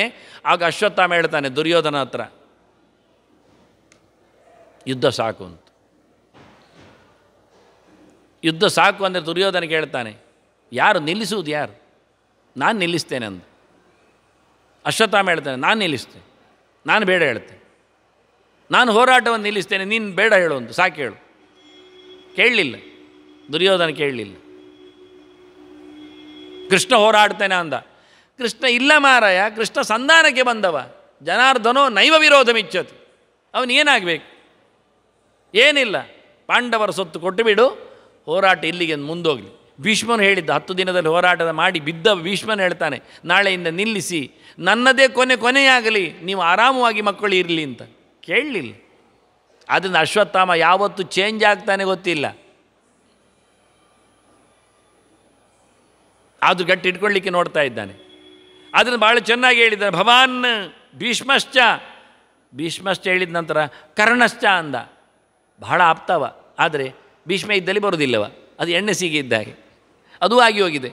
ಭೀಷ್ಮರು ಲೆಕ್ಕ ಮಾಡ್ತಾ ಹೇಳುವಾಗ ಎಲ್ಲರ ಹೆಸರು ಹೇಳಿದರು, ಯಾರೆಲ್ಲ ಇದ್ದಾರೆ ಅಂತ. ದುರ್ಯೋಧನನಿಗೆ ಪಟ್ಟಿ ಕೊಟ್ಟರು, ಕರ್ಣನ ಹೆಸರು ಹೇಳಲೇ ಇಲ್ಲ, ಶಾಪಗ್ರಸ್ತವ ಅಂತ. ನಮ್ಮನ್ನು ನೋಡಿದೆವು ಚೂರು. ಈಗ ಇಲ್ಲಿ ಹೆಸರು ಹೇಳ್ತಾನೆ, ಕರ್ಣಶ್ಚ ಅಂತಾನೆ. ಯಾಕೆ? ಭೀಷ್ಮರೊಟ್ಟಿಗೆ ಹೇಳ್ತಾನೆ, ಭವಾನ್ ಭೀಷ್ಮಶ್ಚ ಕರ್ಣಶ್ಚ. ಹತ್ತಿರ ಇರುವುದಿಲ್ಲ, ಮತ್ತು ನಾಯಕರೆಂಥದ್ದು. ಭೀಷ್ಮ ಸ್ವಚ್ಛಂದ ಮೃತ್ಯು, ಸ್ವೇಚ್ಛಾಮರಣಿ, ಸಾಯುವುದೇ ಇಲ್ಲ. ಕರ್ಣ ಯುದ್ಧಕ್ಕೆ ಬರುವುದೇ ಇಲ್ಲ. ಕರ್ಣ ಹೇಳಿಬಿಟ್ಟಿದ್ದಾನೆ, ಭೀಷ್ಮ ಇರುವವರೆಗೆ ನಾನು ಬರುವುದಿಲ್ಲ ಅಂದಿದ್ದಾನೆ. ಯಾರಿಗೆ ಕೈ ಕೊಟ್ಟದ್ದು ಈಗ?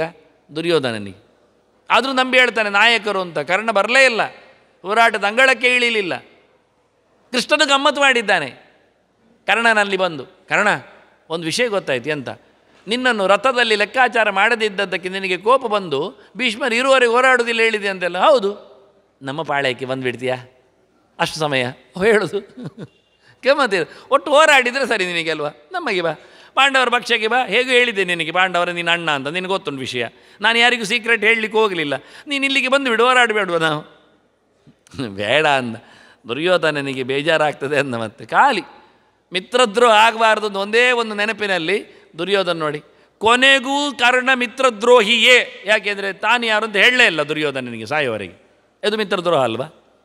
ಚಡ್ಡಿ ದೋಸ್ತಿ ಅಂತೆ, ವಿಷಯ ಹೇಳಲೇ ಇಲ್ಲ, ಹುಟ್ಟಿ ಬಂದದ್ದು ಎಲ್ಲಿ ಅಂತ ಗೊತ್ತಿದ್ರು. ಕೃಷ್ಣನಲ್ಲಿ ಹೇಳಿದ್ದಾನೆ ಯಾರಿಗೆ ಹೇಳಲಿಕ್ಕೆ ಹೋಗಬೇಡ ಅಂತ. ಕುಂತಿ ಗೊತ್ತಿದೆ, ಕುಂತಿ ಹೇಳಿದ್ದಾಳೆ, ಅದನ್ನು ಹೋಗಿ ಹೇಳಲಿಲ್ಲ ಇವ. ಕವಚ ತರೆದು ಹೋಗಿದೆ, ಹರಿದು ತೆಗೆದುಕೊಟ್ಟಿದ್ದಾನೆ, ಅದು ಗೊತ್ತಾಗ್ತಾ ಉಂಟು. ದುರ್ಯೋಧನ ಕಾಣ್ತದೆ ಅವನ ಮೈಯಲ್ಲಿ, ಕಿವಿಯ ಕುಂಡಲ ಇಲ್ಲ, ಆದರೂ ಹೇಳಲಿಲ್ಲ. ಗಮ್ಮತ್ತು ನೋಡಿ. ಮತ್ತೆಂಥದ್ದು? ಭಾರಿ ಆಪ್ತ ಮಿತ್ರ. ಎಲ್ಲಿ ಆಪ್ತ ಮಿತ್ರ? ಕರ್ಮ. ಭವಾನ್ ಭೀಷ್ಮಶ್ಚ ಕರ್ಣಶ್ಚ ಕೃಪಶ್ಚ. ಎಲ್ಲ ಬ್ರಾಹ್ಮಣರ ಲೆಕ್ಕಾಚಾರ ಮಾಡಿದ. ದ್ರೋಣಾಚಾರ್ಯರು ಮತ್ತು ಕೃಪಾಚಾರ್ಯರು ಮತ್ತು ಅಶ್ವತ್ಥಾಮ, ಇದು ಕ್ಷತ್ರಿಯರ ಹೋರಾಟ, ಬ್ರಾಹ್ಮಣರ ಲೆಕ್ಕ ಎದುರಿನಿಂದ ಹೋರಾಡಲಿಕ್ಕೆ. ಭವಾನ್ ಭೀಷ್ಮಶ್ಚ ಕರ್ಣಶ್ಚ ಕೃಪಶ್ಚ ಸಮಿತಿಂಜಯ.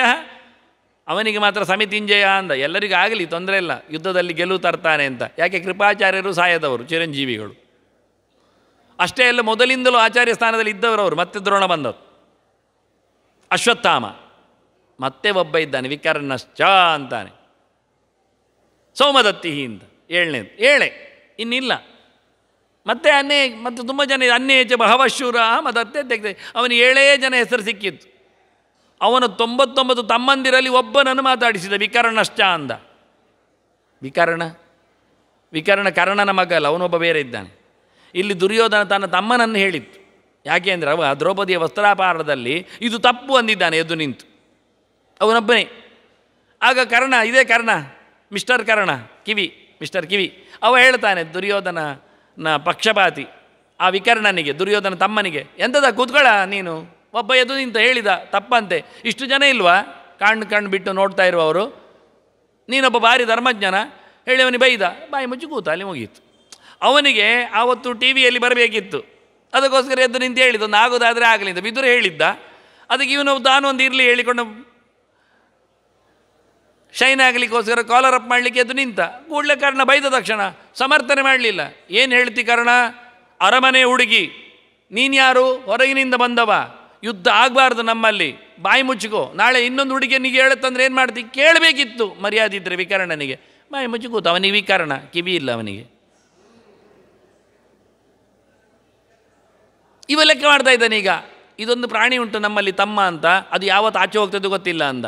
ಭವಾನ್ ಭೀಷ್ಮಶ್ಚ ಕರ್ಣಶ್ಚ ಕೃಪಶ್ಚ ಸಮಿತಿಂಜಯ ಅಶ್ವತ್ಥಾಮ ವಿಕರ್ಣಶ್ಚ. ಇದು 6 ನಂಬಲಾಗಲಿಕ್ಕಿಲ್ಲ. ವಿಕರ್ಣನ ಹಾಗೆ ಉಳಿದವರು, ಅದಕ್ಕೆ ಕೊನೆಯವನನ್ನಿಟ್ಟ. ಇದೆಲ್ಲ ನಿಮಗೆ ಹೇಳಿದ್ದು ನಾನಂದ. ನೀವು ಕಿವಿಯಲ್ಲಿ ನಿಮಗೆ ಕೇಳೋದಿಲ್ಲ ನೀವು ಸಹ. ಯಾವಾಗ ಆಚೆ ತಿರುಗಿ ಗೊತ್ತಿಲ್ಲ. ಕೃಷ್ಣ ಬಂದು ಒಬ್ಬೊಬ್ಬರನ್ನೇ ಕರೆದ್ರು ಹೋಗುವವರೇ ನೀವು, ನಂಬಲಿಕ್ಕೆ ಆಗುವುದಿಲ್ಲ ಅಂದ. ಅಗ್ರಪೂಜೆ ಕೊಡಿಸಿದವ ನೀನಲ್ವಾ ಮತ್ತೆ ಕೃಷ್ಣನಿಗೆ. ಈಗ ಕಣ್ಣೆಯಲ್ಲಿ ಹೊಡಿತೇನೆ ಹೇಳಿದರೆ ಒಪ್ತೀಯ ನೀನು? ಇಲ್ಲ. ನಿನಗೂ ಬೋಧ ಇಲ್ಲ. ಆದ್ದರಿಂದ ಭವಾನ್ ಭೀಷ್ಮಶ್ಚ ಕರ್ಣಶ್ಚ ಚೆನ್ನಾಗಿ ಹೇಳ್ತಾನೆ ನೋಡಿ. ಅವರು ಪ್ರತಿಜ್ಞೆ ಮಾಡಿ ಬಂದಿದ್ದಾರೆ ಪ್ರತಿಯೊಬ್ಬರೂ ಸಹ, ನಾವು ಹೋರಾಡುತ್ತೇವೆ ಆದರೆ ಒಬ್ಬ ಪಾಂಡವನನ್ನು ಕೊಲ್ಲುವುದಿಲ್ಲ. ಇದು ಭೀಷ್ಮನ ಪ್ರತಿಜ್ಞೆ. ಒಬ್ಬ ಪಾಂಡವನನ್ನು ಕೊಲ್ಲುವುದಿಲ್ಲ, ಇದು ದ್ರೋಣರ ಮಾತು. ಒಬ್ಬ ಪಾಂಡವನನ್ನು ಕೊಲ್ಲುವುದಿಲ್ಲ, ಇದು ಅಶ್ವತ್ಥಾಮನ ಕತೆ. ಒಬ್ಬ ಪಾಂಡವನ ಕೊಲ್ಲುವುದಿಲ್ಲ, ಇದು ಕೃಪನ ಯೋಚನೆ. ಎಂಥದ್ದು ಇವರದ್ದು ಮತ್ತೆ ನಾಯಕ? 100 ಜನ ತಮ್ಮಂದಿರ ಕೌರವರನ್ನು ಮುಗಿಸ್ತೇನೆ ಅಂತ ಭೀಮನ ಪ್ರತಿಜ್ಞೆ. ಒಬ್ಬನೇ 100 ಜನರನ್ನು ಮುಗಿಸಿದವ, ಬೇಟೆಯಾಡಿದವ 12 ದಿನದಲ್ಲಿ. ದಿನಕ್ಕೆ 10, 20, 25 ಅಂತ ಬೀಳಿಸ್ತಾ. ದಿನ ಕೇಳಿದೀವ ಸ್ಕೋರ್ ಎಷ್ಟಾಯಿತು ಅಂತ. ಕಣ್ಣಿಲ್ಲದವ ಧೃತರಾಷ್ಟ್ರ 8 ಹೋಯಿತು, 16 ಹೋಯಿತು, 24 ಆಯಿತು ಹೇಳ್ತಾ ಇದ್ದಾರೆ. ಏನು ವಿಚಿತ್ರ ನೋಡಿ ಕತೆಗಳು. ಇನ್ನೊಬ್ಬ ಬಾಕಿ ಇದ್ದಾನೆ, ನಾಳೆ ಕೇಳುವ. ಶ್ರೀಕೃಷ್ಣ ನಾರಾಯಣ ನಾರಾಯಣ ನಾರಾಯಣ.